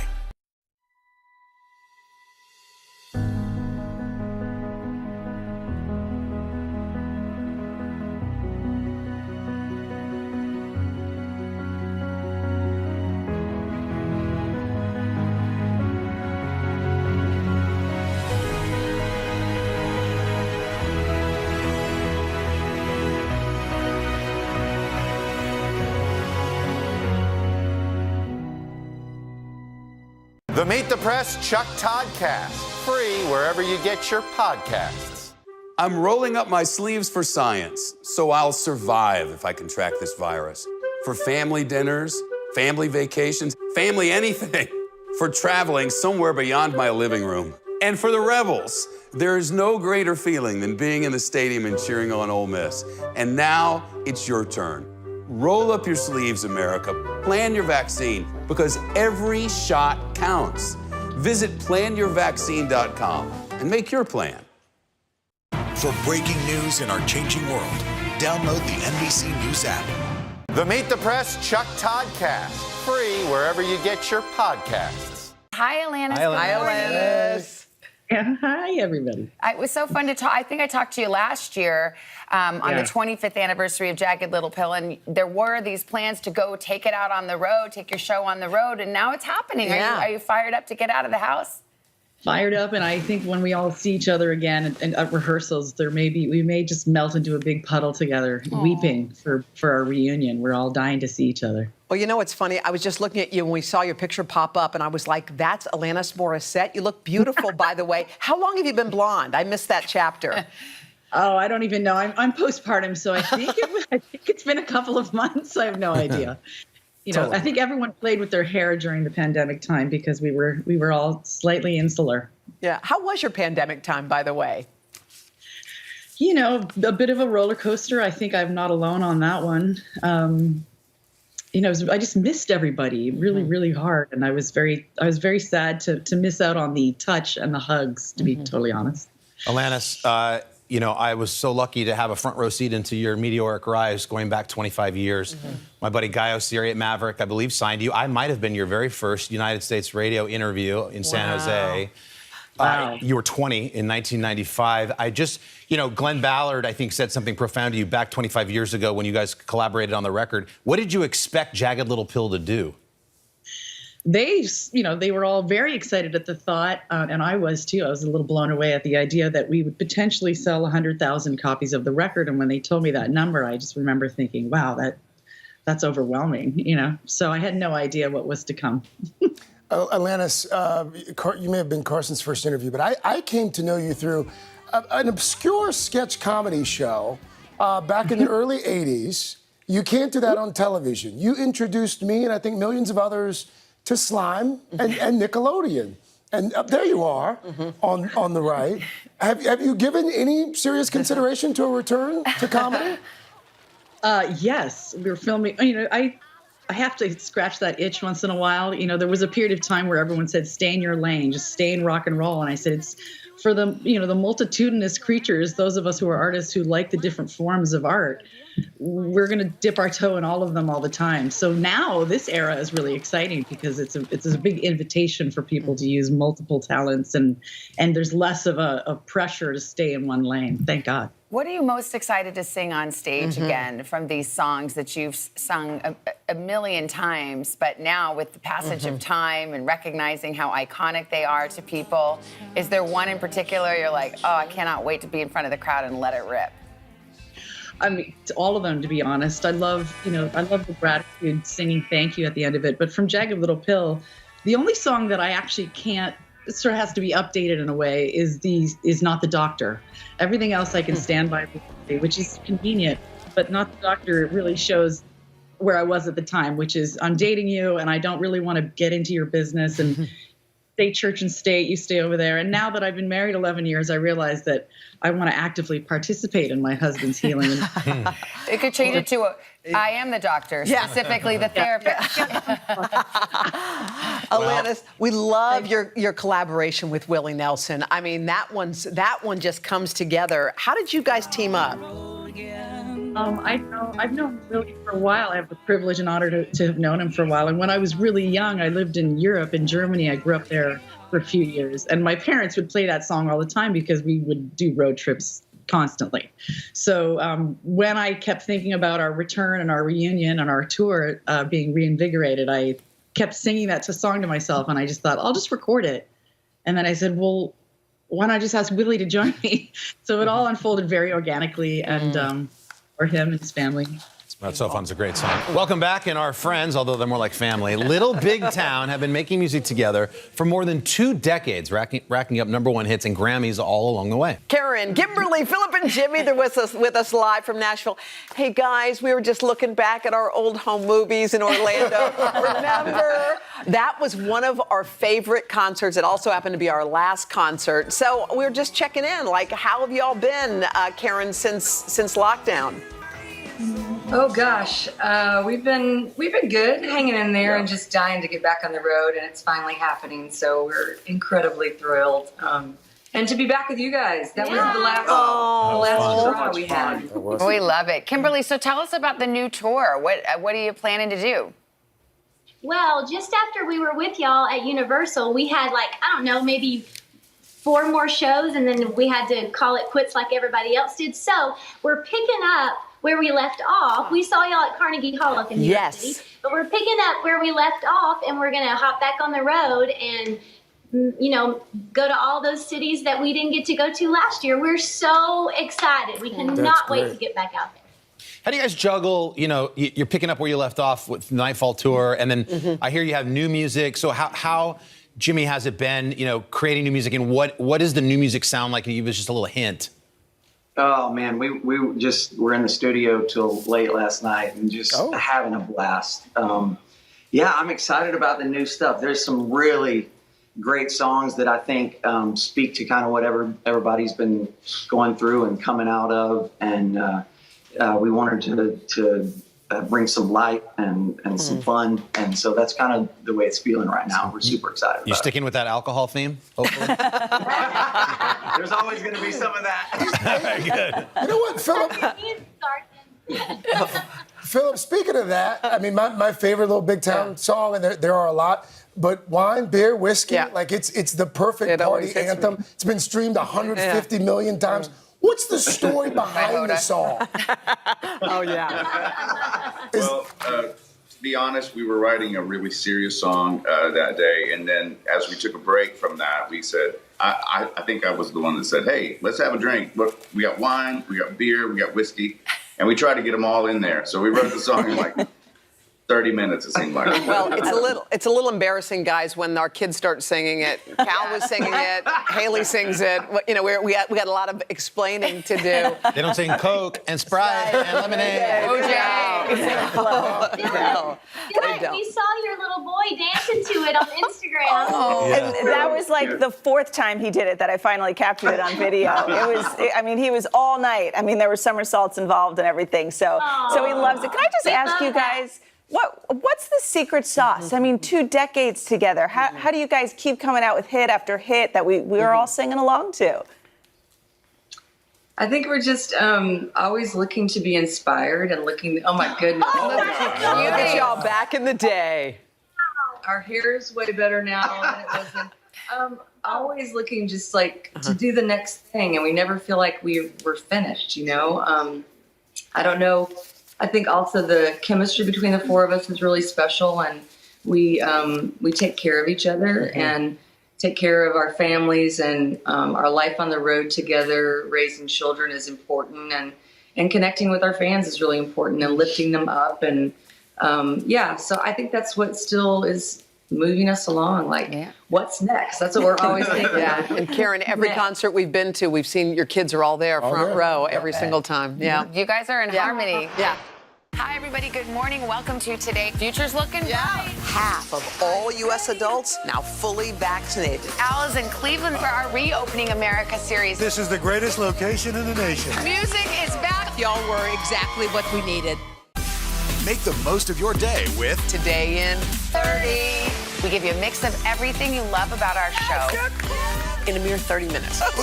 Savannah and Hoda bring you what you must know. The biggest moments of the morning. One Republic! Exclusive interviews. Why did it work for you? You're right. I am more talented than the rest. And important headlines. Major medical news this morning. Watch Today in 30 on your schedule. Streaming every day on Today All Day.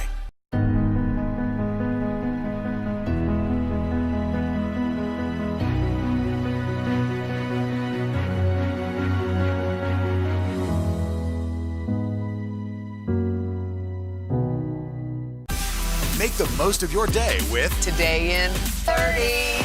We give you a mix of everything you love about our show in a mere 30 minutes. Savannah and Hoda bring you what you must know. The biggest moments of the morning. One Republic! Exclusive interviews. Why did it work for you? You're right. I am more talented than the rest. And important headlines. Major medical news this morning. Watch Today in 30 on your schedule. Streaming every day on Today All Day. I think the thing that's so interesting is that all the big moves that have happened, I didn't really plan. They just kind of worked out. Adam Lambert is a Grammy-nominated pop rock icon with an incredible vocal range and larger-than-life stage presence. He first rose to fame on season 8 of American Idol. But growing up, he was always in the spotlight. I was a theater kid. My parents are very supportive. They've always known that I was a bit different, and they really encouraged it and cultivated it. And so they put me in a children's theater group when I was about 7 or 8, and I loved it. It very quickly became clear to me that that's what I'm meant to do.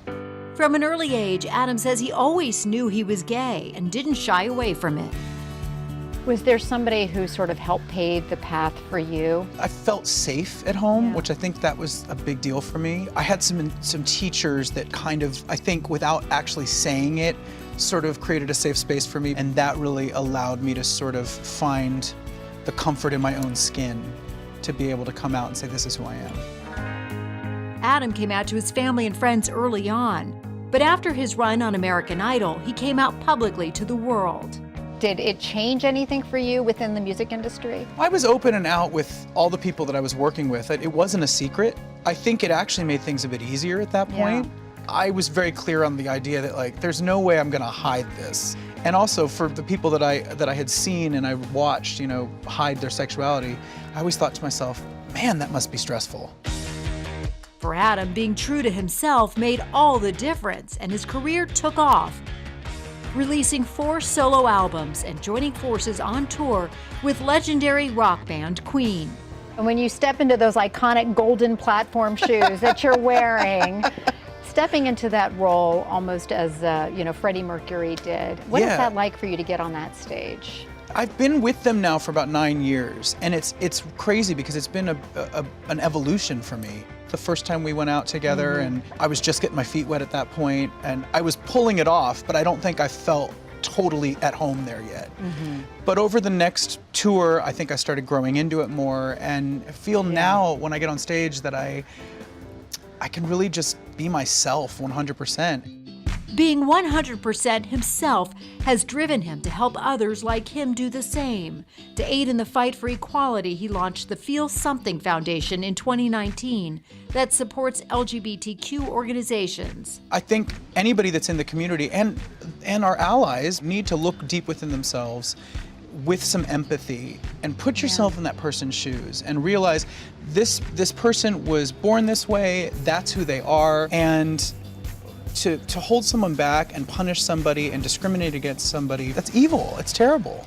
And this weekend he's preparing to headline his first in-person concert since before the pandemic, a 3-day festival in Los Angeles featuring a lineup of queer artists, musicians, and speakers. I think things are getting back to normal slowly but surely, and it's time to remember that we're part of a community and to support each other. It's not just one thing. It's not just gay men, gay women. We have a big rainbow that we need to honor. It's a time to kind of be part of that rainbow.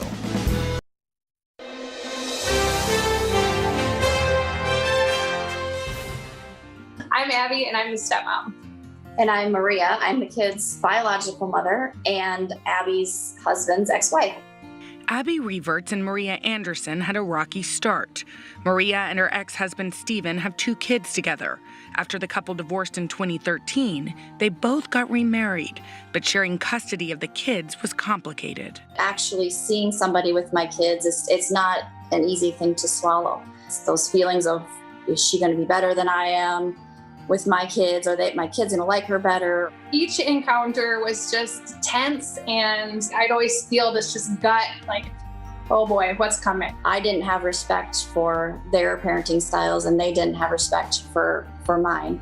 So we butted heads a lot. There was a lot of harsh words said. After years of bitterness and strife, their relationship started to slowly change. There's a few things that I feel were that pivotal point where we changed and started maybe having respect for each other. I think one was when Steve and Abby had a baby. I absolutely agree with that, because as much as I thought that I knew what I knew about being a parent or being a step parent then, once you have your own and really experience that yourself, then I could really relate and be in her shoes. Both couples had more children, and then Maria and her husband Chris decided to buy the house across the street from Abby and Steve. Eventually, the more situations and the more encounters we had with him, oh, actually, we do have something in common, or laugh together. But it was that pivotal moving in that really started the relationship. A relationship that has continued to grow. There's no growth that happens within your comfort zone. We had to get uncomfortable to be in a better spot. We had to let go of words that we can't take back. Because if you can't and if you don't, then I feel like you're stuck in that hamster wheel of bitterness and resentment. And the ultimate goal was to raise our kids together, and so that they know what a loving family is, even if their dad and I aren't together. But just keeping that end goal in mind is what really brought me to realize I needed to forgive and just move on.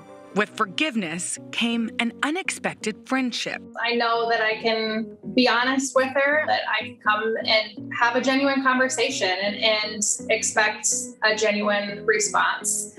I would say Abby is probably one of my best friends. She's somebody that I go to when I'm having a bad day or in a good mood or something's going wrong. We'll go and just visit and talk it through. Together, the friends have created a close-knit extended family. We went on a family vacation, and that was the kids' Christmas gift from all of us. We've done birthday parties together. Recently, our oldest, Jordan, just got his driver's permit, so Abby and I took him to the DMV together and took him to get his test and passed that. I come from a divorced family. It looks like you're with mom, you're with dad. Those typically don't get along, and I feel like we just broke the mold of what it can look like. And I like to tell them a lot is, we're going to make the best out of maybe a not ideal situation, always trying to find the best in people. Just hopefully they can grow up to be kind, loving individuals as well. Leading by example has given these best friends a lifelong bond. I couldn't ask for someone better in my life to help me raise my kids with. I couldn't be happier with having her in my life. And your voice of reason. And I am a voice of reason. I was like, girl. I'm the voice of reason. She keeps me grounded. I keep her crazy. Our children do not care if we're happy. Get that through your noggin. They don't care if their parents are happy. They care if they are happy.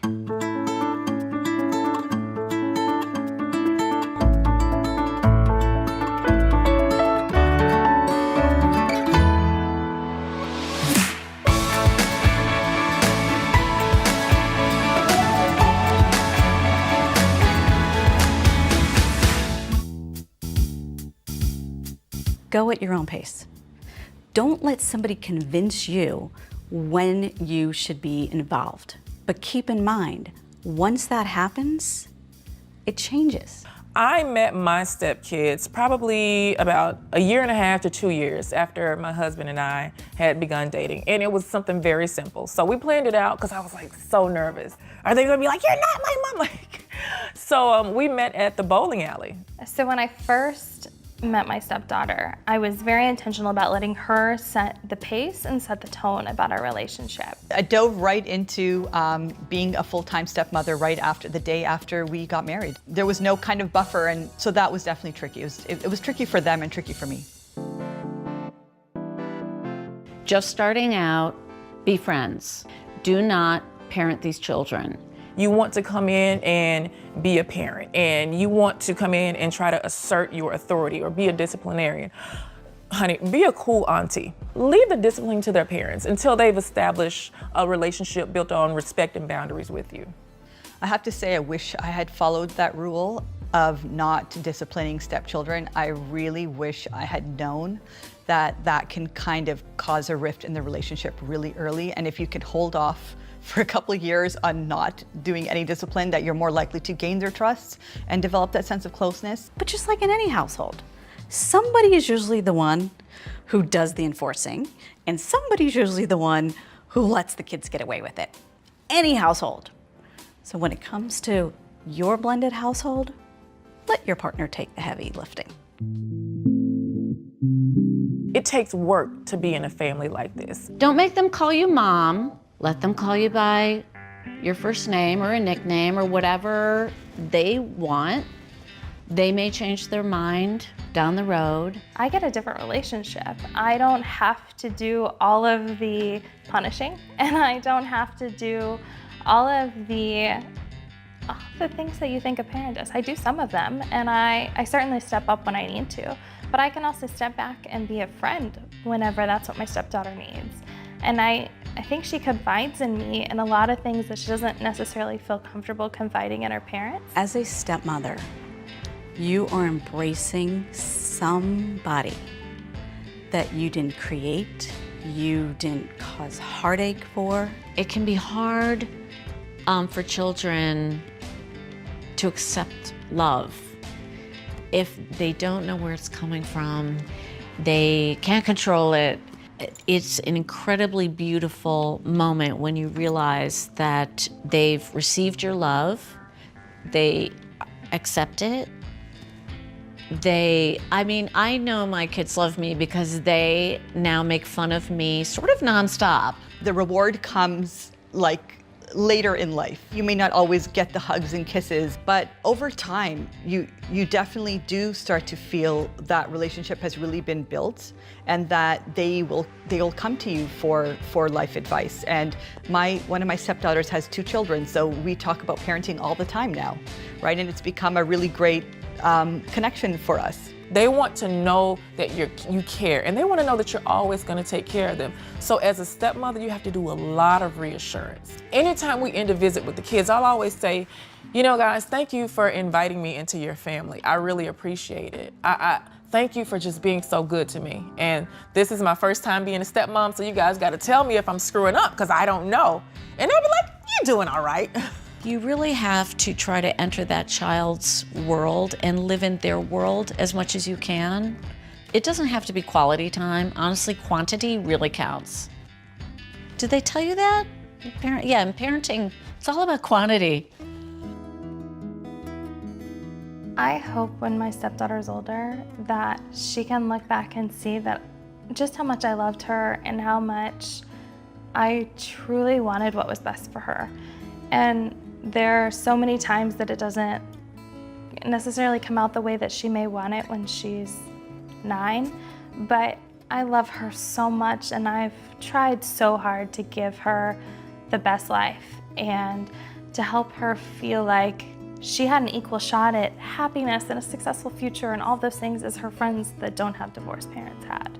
I felt very vulnerable as a new stepmother, and that some of that feeling of wanting things to be a certain way, or maybe feeling like I needed to kind of, almost control things a little bit because everything was kind of feeling kind of chaotic. I never wished upon them to have them feel unloved or uncared for, or that, that they weren't good enough and that somehow they should change to what I wanted of them. I regard them as mine, and I wish that they could understand that I am your dad's wife, but I am also something to you.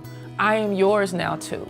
So that's probably that's something I want them to know. I'm yours too. I wish they understood sort of how unsure I was when I went into the relationship.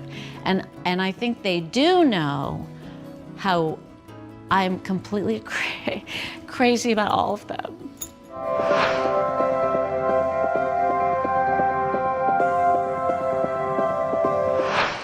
Our Across America journey here in Louisville, Kentucky. Cleveland.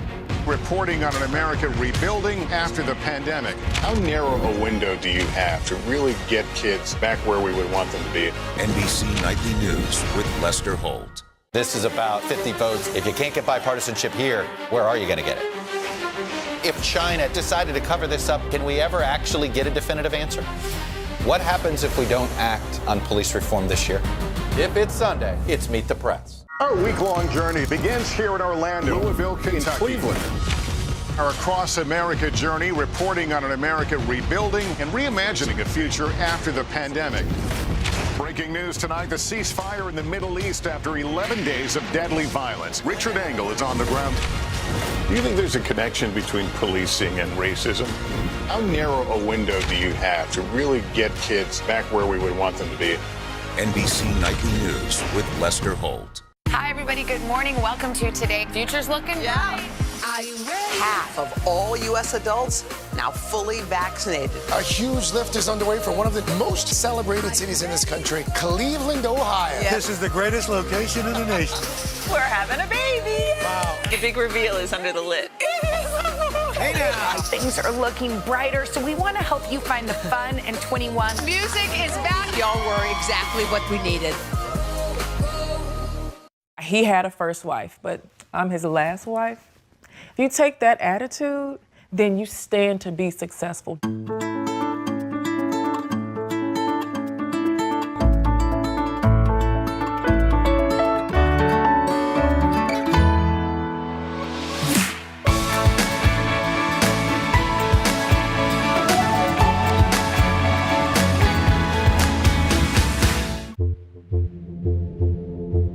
I really didn't want to date a single dad. Not only did I not have any children before I met my husband, I was the least likely to play with kids when they were around. So I don't think I had any idea of what I was really getting into. We were both older, and I had been single for almost 20 years. I had raised a daughter completely on my own. I immediately knew that he was a parent. And to be quite frank, I'd never dated a parent before. And because of all the things I'd heard about dating a parent and conflict and divorce and all that stuff, I knew that I would never, ever, ever, ever date someone with kids. And then ate my words. I personally thought, how hard could it be? I was smitten. I don't know. Went on a second date and everything progressed from there. So you fall in love, and it's like all we wanted to do was make out. And we spent 6 months basically hiding from our children. He was the absolute best man I'd ever met. And I'd encourage any woman out there, if the guy that you're with has children and he's not the absolute best man you've ever met in your life, run. I would have taken it more slowly. I'm like, hey guys, I'm Naja, can I come to this party? And I definitely was not invited, and he was the only person that welcomed me. So I felt the tension instantly. Our relationship and our romance was really solid by the time we brought our children into the picture. Then when we did bring them into the picture, they, even though they were lovely and kind and they loved us very much, they each one freaked out and ran from the room in tears. We got a lot of time to really build our friendship and build our closeness, and that was the easiest part about it. One of the hardest things was when I actually started dating him and realized that, oh, actually, I don't have as much time with him as I would like, because on a regular day, he has to do various things with his children. There's just so much going on in that blended environment that you just need to know. Can you handle not being the priority in the relationship and number one to that partner? Right, because the kids should come first, right? Logically speaking, that sounds fantastic. Of course, always puts the kids first, but your heart doesn't really feel like that's a great decision, right? Your heart feels like, oh, like I'm not significant and I don't matter, and why are the kids always coming first? And you can't help but feel a little bit of resentment. Some days you're gonna be the leading lady, some days you're just gonna be a stagehand, and some days you're not going to be in the scene at all. So the quicker you realize that, the better off you'll be. I wouldn't say I've ever felt resentful toward my stepdaughter, but I felt jealousy toward her. And I think it's kind of natural to have to share time even with somebody. When you're in a relationship with somebody who's single, you don't have to share that time. There's so many hard parts about dating a divorced parent. I had a lot of emotions. I was really insecure. I found myself comparing myself to his first wife, like constantly. They didn't buy their first house with you. They didn't have their first child with you. You wonder, oh my God, what's that ride to the hospital gonna be like? Because they've been there, done that. But you need to understand they've not done it with you. This is unique to your relationship and your experience. As much as it sucks, being second, and as hard as that is, I couldn't have the life I have if it weren't that way. Very early on, we were trading our divorce stories, and he said to me, this is a quote, he said, Amy, I have an idea. Let's do everything differently. And we did. Our week-long journey begins here in Orlando, Louisville, Kentucky, Cleveland.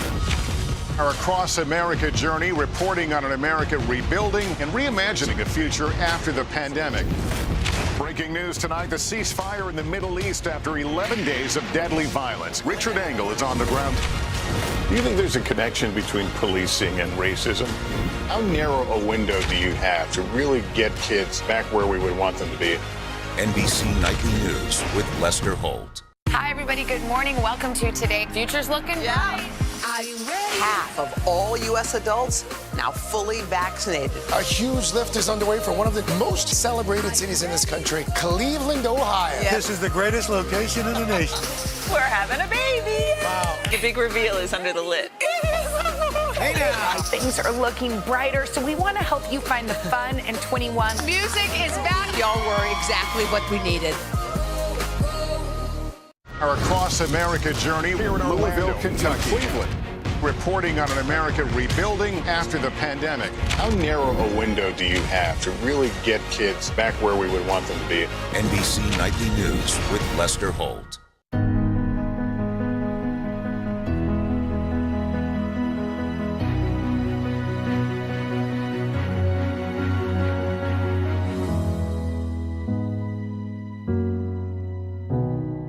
This is about 50 votes. If you can't get bipartisanship here, where are you going to get it? If China decided to cover this up, can we ever actually get a definitive answer? What happens if we don't act on police reform this year? If it's Sunday, it's Meet the Press. Hi, everybody. Good morning. Welcome to Today. Future's looking bright. Half of all U.S. adults now fully vaccinated. Al is in Cleveland for our Reopening America series. This is the greatest location in the nation. Music is back. Y'all were exactly what we needed. My prayer game is on point now, just because there was some moments where I just didn't see how I would get to the end of the rainbow.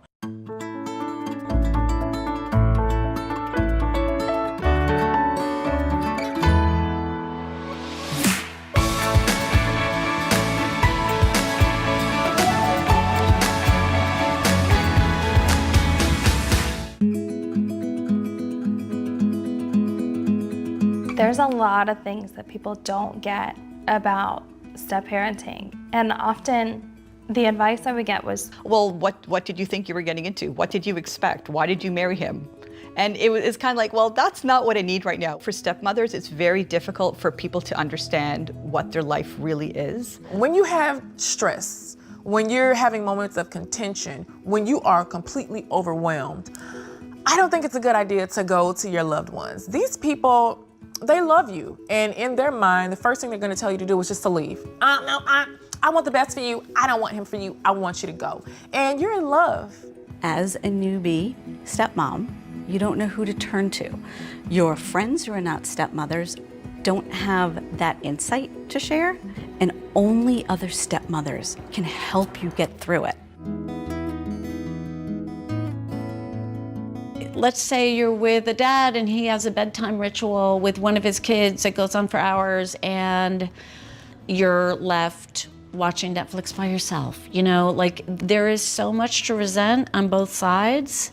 And I think it's okay to feel these feelings, but you have to not go there. One of the hardest things to talk about as a stepmother is your anger, because anger is often like this dirty little secret, right? You don't really know how to express it. It's like, oh, don't you love your children? Stepmothering or raising another person's kid, and it's been happening all throughout history, as long as we know it. But it has like an unnatural feeling to it, because many times you don't know your place. And so I'll see a lot of stepmothers feel feelings of anger and resentment. But if we drill down to what those feelings really mean, it means they're insecure. They don't know their place. And I'm saying they, I'm in the group too, ladies. It's not, we're all in this together. Nothing will shake you off your foundation or knock the stuffing out of you like a step kid who is raging, sad, acting out. And I feel like for new stepmothers, I wish that somebody would tell them that it's okay if you're angry, and it's okay to talk about it. It doesn't mean that you're not a loving person, and it doesn't mean that you don't care about your stepkids, but it's a lot of emotions that you're dealing with all at once, and you've never had that kind of responsibility before in your life. My biggest self-care tip is that you have to make time for self-care. I put it on my planner like first, before anything else. Don't lose who you are. Still do the activities that you are passionate about before you became a stepmother. Do not get pulled into that stepmom vortex. Here's what I did self-care wise. It's called Dunkin' Donuts drive-through. I would get in my car and drive away and go through Dunkin' Donuts and sit by the lake and drink a cup of coffee and look at the water, honestly. And I didn't come back until I was feeling better. The biggest thing, I think, is trying to understand what you need in terms of self-love. What are the things that are missing for you that are leading you to be triggered in your relationships? I feel like if more stepmothers were able to understand what they need to feel nourished and to really feel deep self-love and almost feel a sense of inner abundance, because nothing is going to help your relationships with your stepchildren more than if you're a happy, wholesome, wholehearted being. I encourage all stepmoms to have a stop word, because many times you'll be in your feelings. And so when you find your mind kind of veering off over into your man's past, or something that his ex said, or something that the kid said, or something that you saw, have a stop word. I can't tell you mine, because there's cussing in it, but. I think a big job for any parent is to cope with their own feelings, the same way we try to coach our children to. Being a stepmother has really given me the gift of surrendering to my own humanity, my flaws, and I think I am more authentically myself. Every stepmother in the world, is aware of the evil stepmother trope, and it's kind of painful, honestly. It has to be talked about. The society as a whole should be embracing it and talking about it, and not in a negative way. There's a lot of people who don't like the word stepmom because of this association with it being wicked. I'm a proud stepmom. I stand behind everything that the word stepmom stands for. I am married to a man who had a daughter before me, and I'm her stepmom, and I'm proud to be her stepmom. There's nothing that I could personally do to dispel the myth that's in their head if they're dead set on keeping it. My first love is comedy. Turn everything into a game. Make them laugh, because we remember how people made us feel. Yeah, it's one thing to hear what the other adults are saying, but I remember every adult in my life that made me feel good. Be a great step-parent, be a great stepmother, be the best stepmother you can be. Another way to do it is for us to stop talking about step-parents using this kind of phrase. Who are your real kids? In front of your kids! All of our kids are all of our kids. In our current society, there's so many step families and blended families, and it's kind of becoming the norm right now.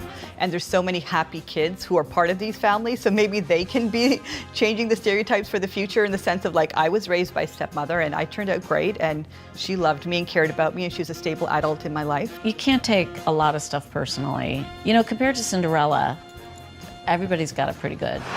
You had such a good example with your father, Kirk, and your stepmother, Anne. What, they married 66 years, or I think I read this morning. 63 years. 63. 63 years. No, maybe you're... No, well, I don't 63. know. Don't quote me. Yeah. No, they're wonderful, wonderful people, and I lost Dad a year ago now, a year ago February, and Anne I just lost about 3 weeks ago.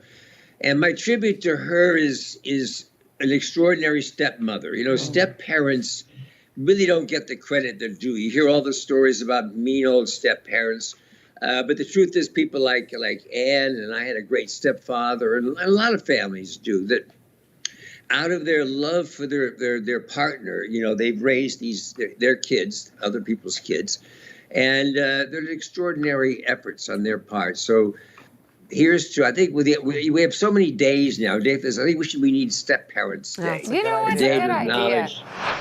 This is about 50 votes. If you can't get bipartisanship here, where are you going to get it?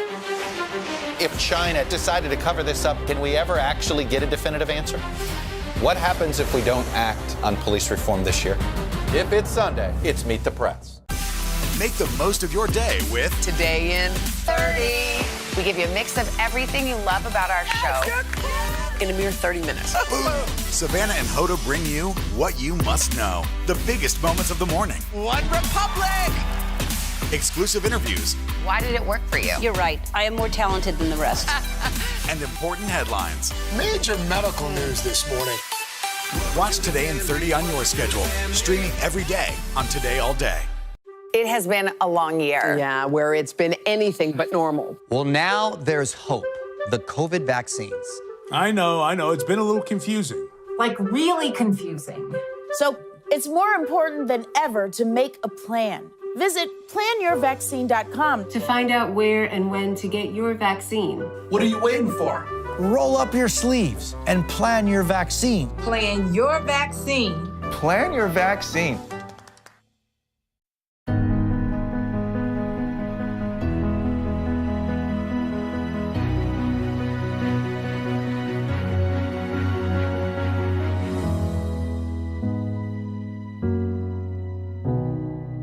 So first of all, you say Thomas Rhett. For years, I thought Thomas was his first name and Rhett was his last name. And then when I saw his Instagram, and I learned more about him, I'm like, oh, Thomas Rhett is his name. Yes. Back 30 years ago, when we were trying to come up with a name, my husband at the time, Rhett, his dad, we couldn't agree. So we were, being from the South, we were like Thomas Rhett. I love it. And the rest is history. So take me back to those early years when they were young. What were those years like for you? Okay, so Rhett, his dad, was a country singer back in the 90s. When we first moved to Nashville and he took off on the road, my daughter, Casey, was like 6 weeks old.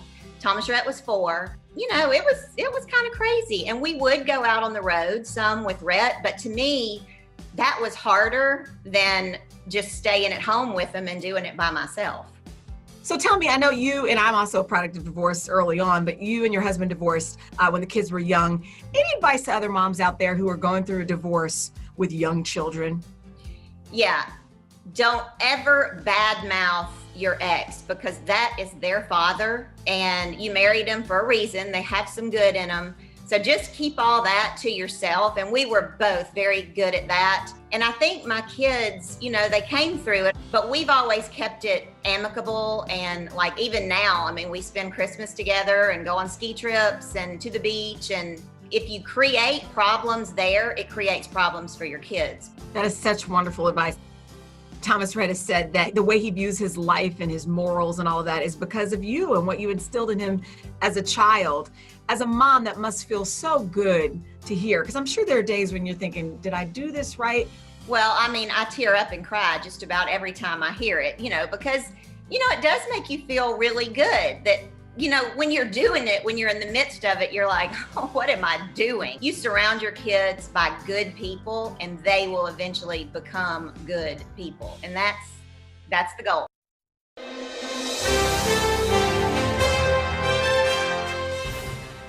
Excuse me, what size shoe you wear? Can I ask you what size shoe you wear? Can I give you a pair of sneakers for free? Yeah? Here, Mr. Daniel, try these on for me, please. Everything that we do, especially as New Yorkers, starts with our feet. They're good? There you go, man. That's for you. No, thank you, Mr. Daniel. Appreciate you. Good, because it's a little pain, because all the time with it. And I take it one time off a week, maybe, if I want to take a shower. Wow. Yeah. There are 67,000 less fortunate or homeless people in the state of New York. Almost 2,000 to 3,000 of them are walking around with no shoes on. They're people just like us, and they should not be forgotten.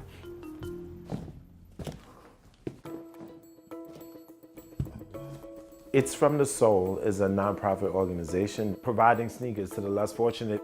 We are a store for them.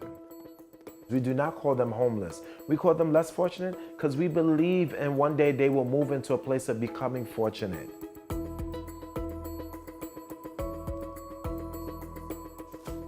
Companies have now donated towards our organization. Regular people have donated to our organization.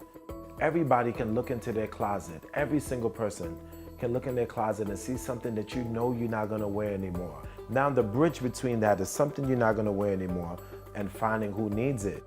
2012 till today, we have given more than 30,000 sneakers. My main mission is to educate people that helping the less fortunate can be enjoyable. How you feel? You all right? No, man. Yeah. You know what's nice is that some of these sneakers I remember growing up really wanting. I came from Barbados when I was 4 years old, and I've lived in Brooklyn, New York for 41 years now. I worked as a stylist, a client specialist in fashion for 20 years. I'm tired of seeing less fortunate people with no sneakers on when this sneaker culture is a billion-dollar industry. Every 12 to 13 blocks, there is a sneaker store. How can there be less fortunate people walking around with no comfort? We're asking for gently worn or brand new sneakers. We don't believe in giving anything that we would not put our feet into. I haven't provided in about 2-3 weeks. So because I haven't provided in 2-3 weeks, they're gonna be there waiting for me today. There's 30 sneakers in these 2 bags, and we're gonna make sure that some less fortunate people are walking very comfortable today. My first time going, or first couple of times, I didn't know where to go. But as I continue to do it, I realized that there's 4 areas I go. 14th Street, Union Square, Madison Square Garden, Penn Station, Port Authority Bus Station, Grand Central Station. Those 4 areas, 24/7, they will be there waiting for you. Can I give you a pair today? Yeah, please, okay. Andre. All right. You already know I love you. All right, man. Everybody out here in the city love Andre. I'm feeling good, man. Everybody gonna want to see you. There you go. And I want to see everybody too, man. I know you do. All right, family. Enjoy your day, man. It's From the Soul was started 8 years ago. Me and my friends were playing basketball. I seen a gentleman walking by limping. And I looked down, he had on no shoes and no socks. What size shoe you wear? 9.5? I got you. So I ran up to the gentleman and I said, excuse me, sir, can I ask you what size shoe you wear? He told me to leave him alone, get out of his face. And I said, I'll leave you alone if you just tell me what size you wear. He said the last time he remembered he wears size 10. Something in me that I said, how many more less fortunate people are in this city like this gentleman? I gotta look in my closet and see how many sneakers I have that I don't wear. Thank you. All right, lovely. Thank you, God family. bless you. Thank you.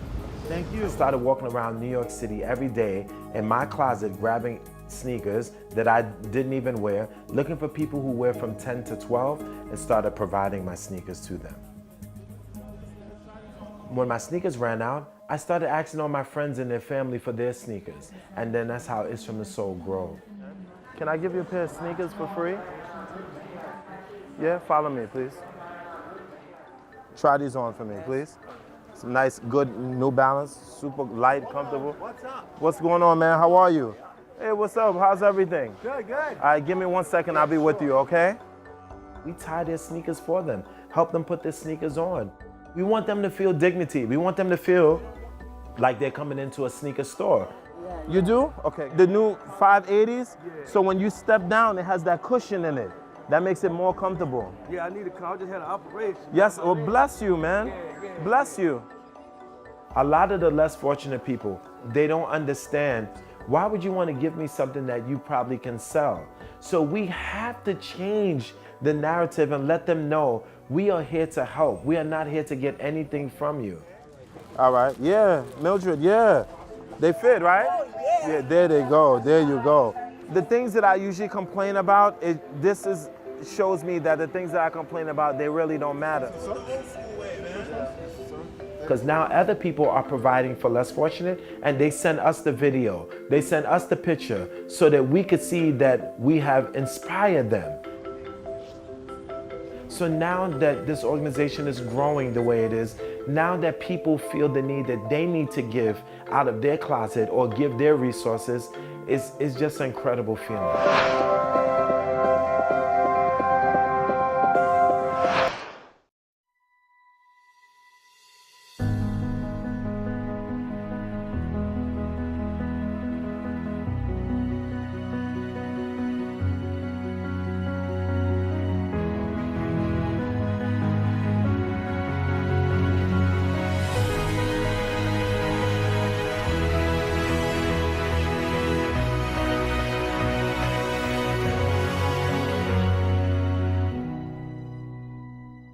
Our week-long journey begins here in Orlando, Louisville, Kentucky, Cleveland. Our Across America journey reporting on an America rebuilding and reimagining a future after the pandemic. Breaking news tonight, the ceasefire in the Middle East after 11 days of deadly violence. Richard Engel is on the ground. Do you think there's a connection between policing and racism? How narrow a window do you have to really get kids back where we would want them to be? NBC Nightly News with Lester Holt. For breaking news in our changing world, download the NBC News app. Make the most of your day with Today in 30. We give you a mix of everything you love about our show in a mere 30 minutes. Watch Today in 30 on your schedule, streaming every day on Today All Day. The Meet the Press Chuck Toddcast, free wherever you get your podcasts. For breaking news in our changing world, download the NBC News app. Before Wani came along, I didn't know anything about blind and visually impaired people. Visually impaired means you're not blind, but you can't see much either. That doesn't mean you can't do great things. So Wani, you good with a grilled cheese and Niara? What is it that you would like? My name is Gracie Benedict Kane, and I'm Wani's mother. I am the CEO and founder of Braille Code Inc. What we do is that we provide services for blind and visually impaired people through our patches. I would describe Wani as a very happy boy. He's very confident. He has a warm heart. He's very loving and caring. He's pretty smart, you know. He sings, he loves to sing. When he was born, I realized something was going on with his eyes when he was 2 months. I took him to the doctor, and he then told me that he wasn't gonna have 100% of his vision. When he was 11 months, they did an MRI, and then they diagnosed him with septo-optic nerve dysplasia. I was devastated. The first 2 years of his life, I was completely lost. The stuff before him, and maybe even a little bit of my childhood, has been erased because I was that devastated the first 2 years of his life. It was traumatizing because it was my first child and I was a single mom. Like I knew that I was gonna go through this alone. So I just had my mom the first 2 years and my family. It was different layers of fear. It was what's gonna become of his future? What is his future gonna be like? How is he gonna make it in a sighted world? How is he gonna make it through? How would people understand him?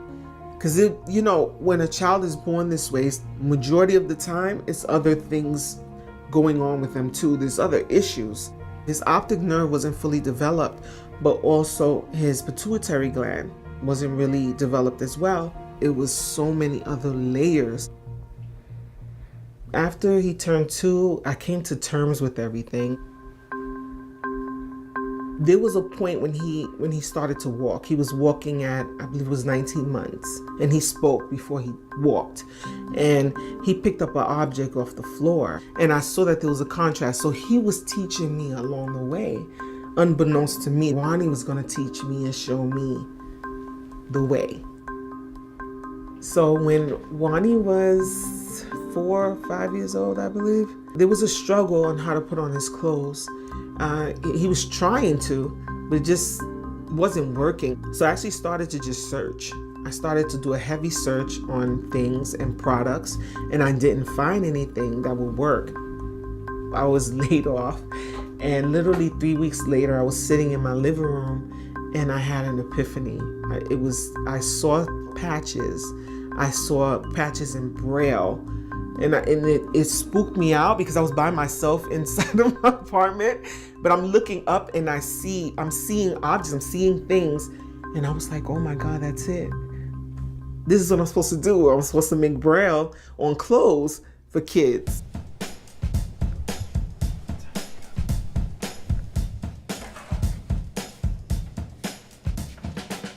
I read with my fingers.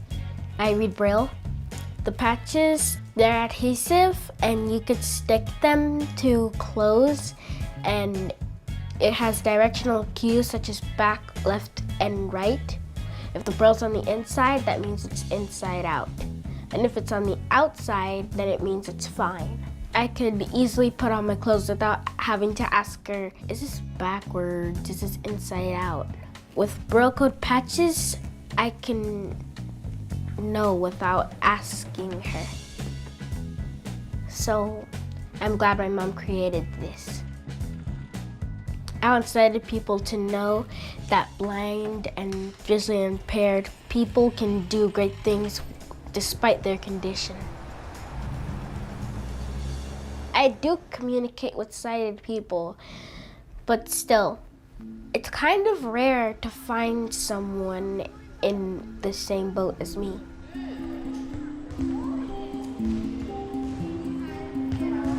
Hey, Wani, yeah?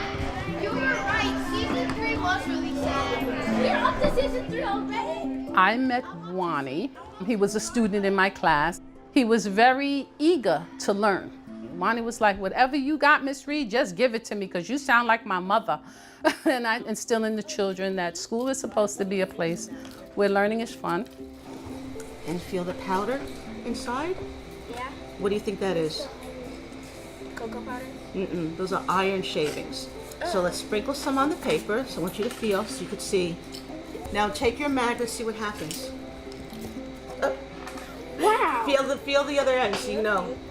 No, I just saw it come off the paper. Oh, you saw it go up off the paper. Good. When I first heard about the company, I thought it was fantastic. It was a beautiful thing that the mother has done. What I liked about it is that this is a parent who understands that she had a child with special needs, and she wanted to learn the world the way he learned the world. This mother went way beyond because she wanted to make sure whatever her child needed, she was going to make it accessible for him so that he can navigate the world the same way that she navigates the world. And what she's done is she's taken off her glasses so that she can learn the same way that her child learns. And that's, most parents don't do that. People who are blind and visually impaired, we're not asking for special treatment. We're just asking for an equal playing field. Hey, bud. How was your day? What I hope for Wani's future is, I see Wani going places, and he comes from a beautiful background as far as family members. He has a great support system. Support is something that all of us need. Bless this food, bless this family, amen. I remember one of my sisters, they said, look, we're gonna be his eyes. If he needs us to be his eyes, we'll be his eyes. Whatever he needs, we are here for him.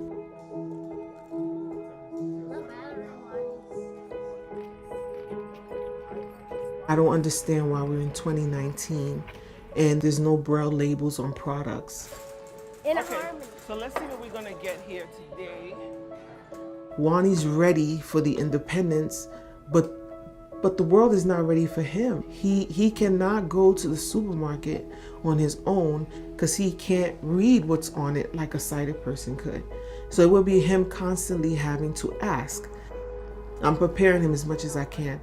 Any cars to the left of you? No, we're on the right. There's none on the left. The vision impaired world tries to adapt with the sighted world. What I will tell the world is that I would love the sighted world to help us adapt. You know, come into our world and understand more what our life is like.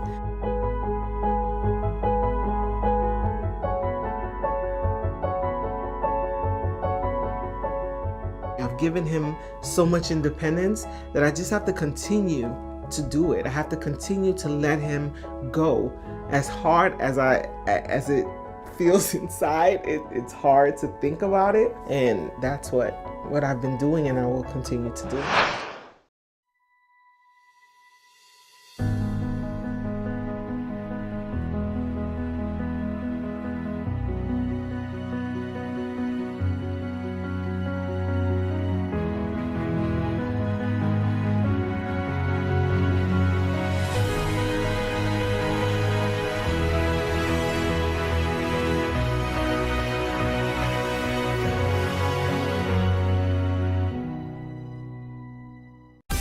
Make the most of your day with Today in 30. We give you a mix of everything you love about our show in a mere 30 minutes.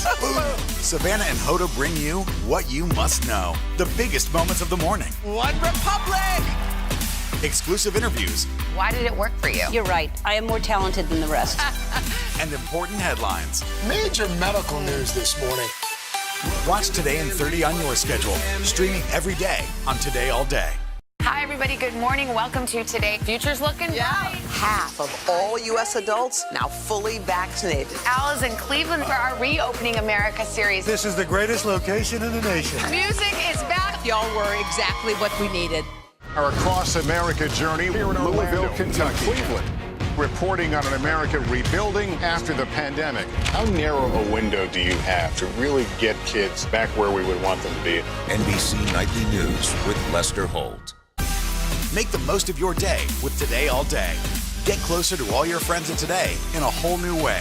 Today in 30. We give you a mix of everything you love about our show in a mere 30 minutes. Shop today with Jill Martin. We're helping you shop like never before. The latest styles and biggest names. Today food. Things are heating up in the Today All Day kitchen. Cooking essentials and recipe inspiration. Get ready. Are you ready? Oh, I'm so ready. Only on Today All Day. Now, more than ever, people aren't just seeking to try new foods and flavors, but also learn about the origins of what's on their plate. That's the idea behind the new Netflix docuseries High on the Hog, based on the 2011 book by historian Jessica B. Harris. In this series, food writer Stephen Satterfield traces the contributions and creativity of African Americans when it comes to food. I sat down with both Satterfield and Harris to discuss why they believe it is so important to explore the past and dig into these untold stories. We are. In High on the Hog, How African American Cuisine Transformed America, viewers watch food writer and host Stephen Satterfield on a journey to trace the origins of the foods we love. It's African because it made the voyage with us. Why were you drawn to do a series like this? I love food. It really brought me to a place of deeper curiosity. The unique foodie trip shows that the stories behind many dishes innovated by African Americans have been largely left untold. How important was it, in your opinion, for the culture to do something like this? We have, for many years, been overdue for a serious look at the contributions that Black folks have had to food culture in the US and really around the world. Culinary scholar Jessica B. Harris has been passionate about this topic for decades. Her book, which she wrote back in 2011, is now the basis of this 4-part series. She accompanied Stephen to West Africa, teaching him along the way. They brought rice, the yams, peas, beans, black-eyed peas, fava beans. All of those things that now join us are things that came with us. Were you on board immediately? Yes, absolutely. I mean, we've set the table and often cooked the meal and harvested the food. So at this point, it looks as though we may be getting a place at the table, and we certainly deserve it, and it's been a long time coming. We tend to read history as absolute fact, but certainly in the case of the history of African Americans, it's important to study the silences. A parade of chefs, historians, entrepreneurs, and descendants also peel back layers. How did it feel once you realized that you were a descendant of the person or the family that helped popularize this dish in the US? I'm wondering where my royalties are. Every Black American has something like that in their background. You can't explore the roots of our food culture without talking about slavery. Can you talk about that a little bit? For African American people, the foundational relationship that we have with this country is one of servitude and forced labor, and that is rooted in agriculture. And so it is at times difficult story to tell, but it is a true and necessary story to tell. On that note, I had no idea that George Washington had this renowned chef by the name of Hercules. He was famous. If someone who was enslaved lived in Philly for more than 6 months, they were automatically freed. And so Washington, who was well aware of the rule, would continue every, 5 months and 29 days to send people back to Mount Vernon so that they would remain enslaved. There's no known image of the man who led the first president's kitchen, but Hercules Posey's fine dining cooking skills continue to inspire today. The thing that's so amazing about African American Black culinary history is every day we learn more. What do you hope viewers will take away from some of the tales shared within this series? My hope is that people begin to think about the areas in their own lives in which the contributions of Black people may not have yet been documented. If you're wondering why Daryl Alston is looking up these days, just look down. We want our shoes to be the conversation piece. So if you're not interested in the extra attention, this brand isn't for you. I got this store now, I want to get 20 more, Check them out. Alston is the CEO and creative lead of Bungie Obliceni. We did the python in the back. A high-end shoe designer bursting into the Philadelphia sneakerhead scene last year.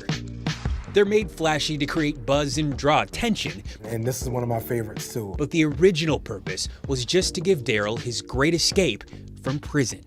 I have over 250 designs. All while you were in prison? All while I was in prison. That creativity was always in him, but his first passion was music. Before jail, Alston was a fairly successful rapper, opening shows for headliners like Lil' Kim and LL Cool J. But he says the business was tough, and keeping up with the lifestyle was even harder. So to make a little money on the side, he sold drugs and got caught. The last vision that my grandparents have of me is me getting beat up by the police and getting sent to jail. His grandfather died while he was behind bars. I just remember breaking down immediately. You actually thought about suicide? Yes, definitely, a couple of times. Instead, he poured everything into his art. My mom, she was like, look, I don't know how you're going to survive if you don't create your own business. And immediately the light bulb went off. Alston used connections as a barber to hustle his shoes, but it wasn't until a chance encounter with boxing legend Bernard Hopkins that things really took off. I wasn't a fan of his first sneaks, but... Wait, what was your reaction when you saw him? You think I'm gonna wear this? What? But the two bonded over a shared history and the same drive. It turns out both men were locked up in the same prison years apart. What about his story are you inspired by? That he didn't get talked out of his dreams. Everybody got all the dreams when you're in there, but what do you do when you get out? I just want to thank everybody for coming out. Today, Daryl is living his dream. His goal now, to do what his mentor did for him. I want to be able to help other people like me that are either incarcerated or that just needs help to be able to create a business. A mission of redemption from the soul of a man who's reminded of just how far determination travels every time he takes another step. For today, Steve Patterson, NBC News, Philadelphia.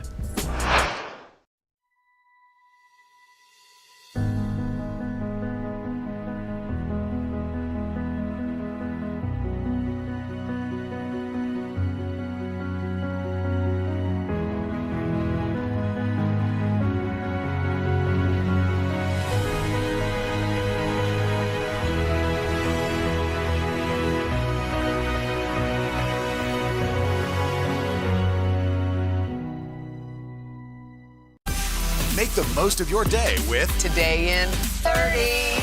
We give you a mix of everything you love about our show in a mere 30 minutes.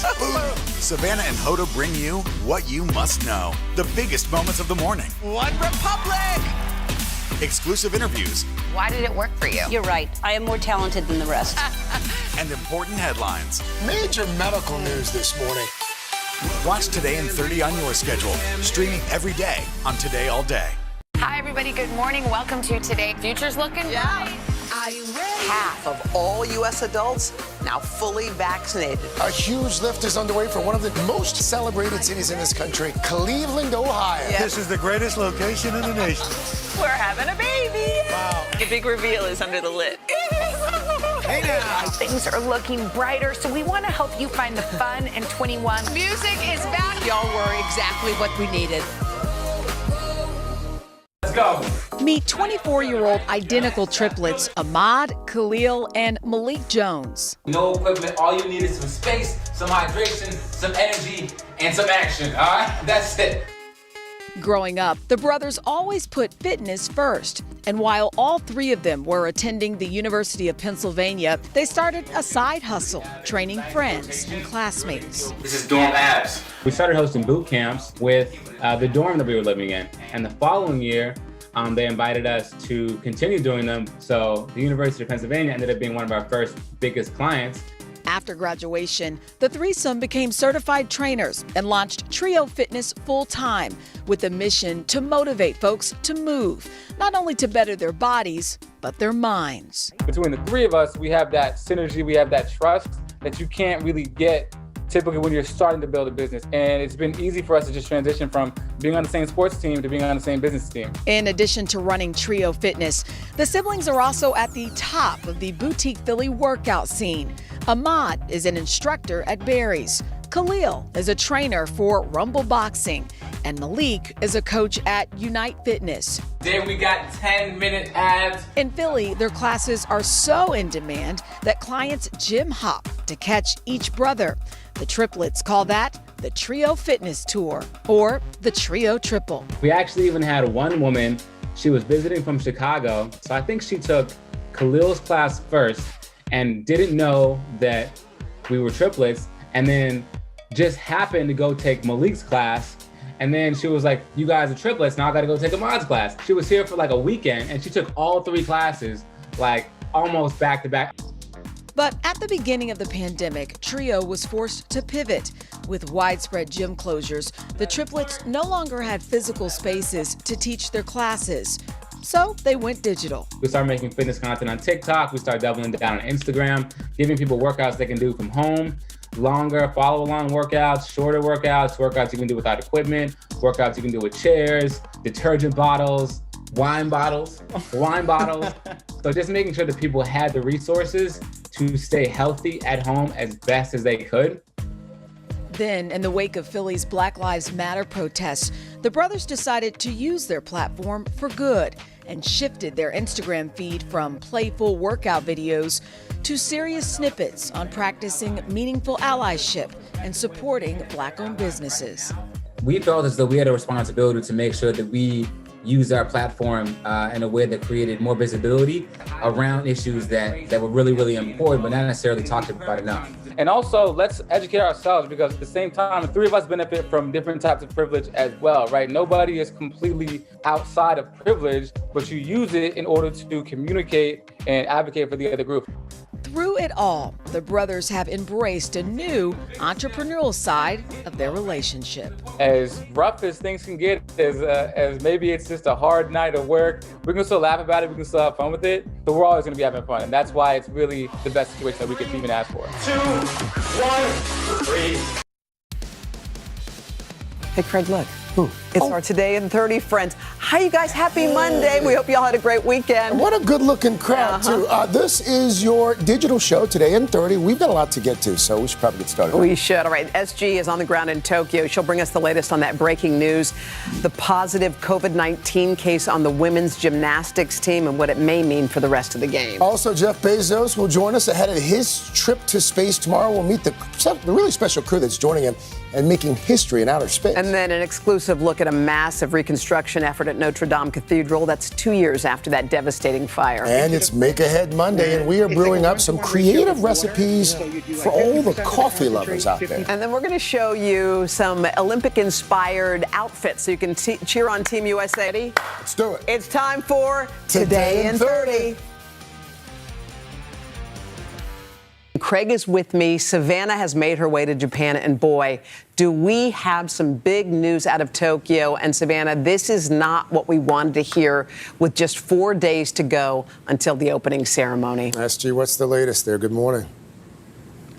Yeah, good morning. It is hard to imagine worse news for Team USA and its marquee event. Moments ago here in Tokyo, we learned that a team member here has tested positive for COVID. And the question is who and what it means for some of the most closely watched athletes here at the Games. The breaking news this morning rocking Team USA as one of the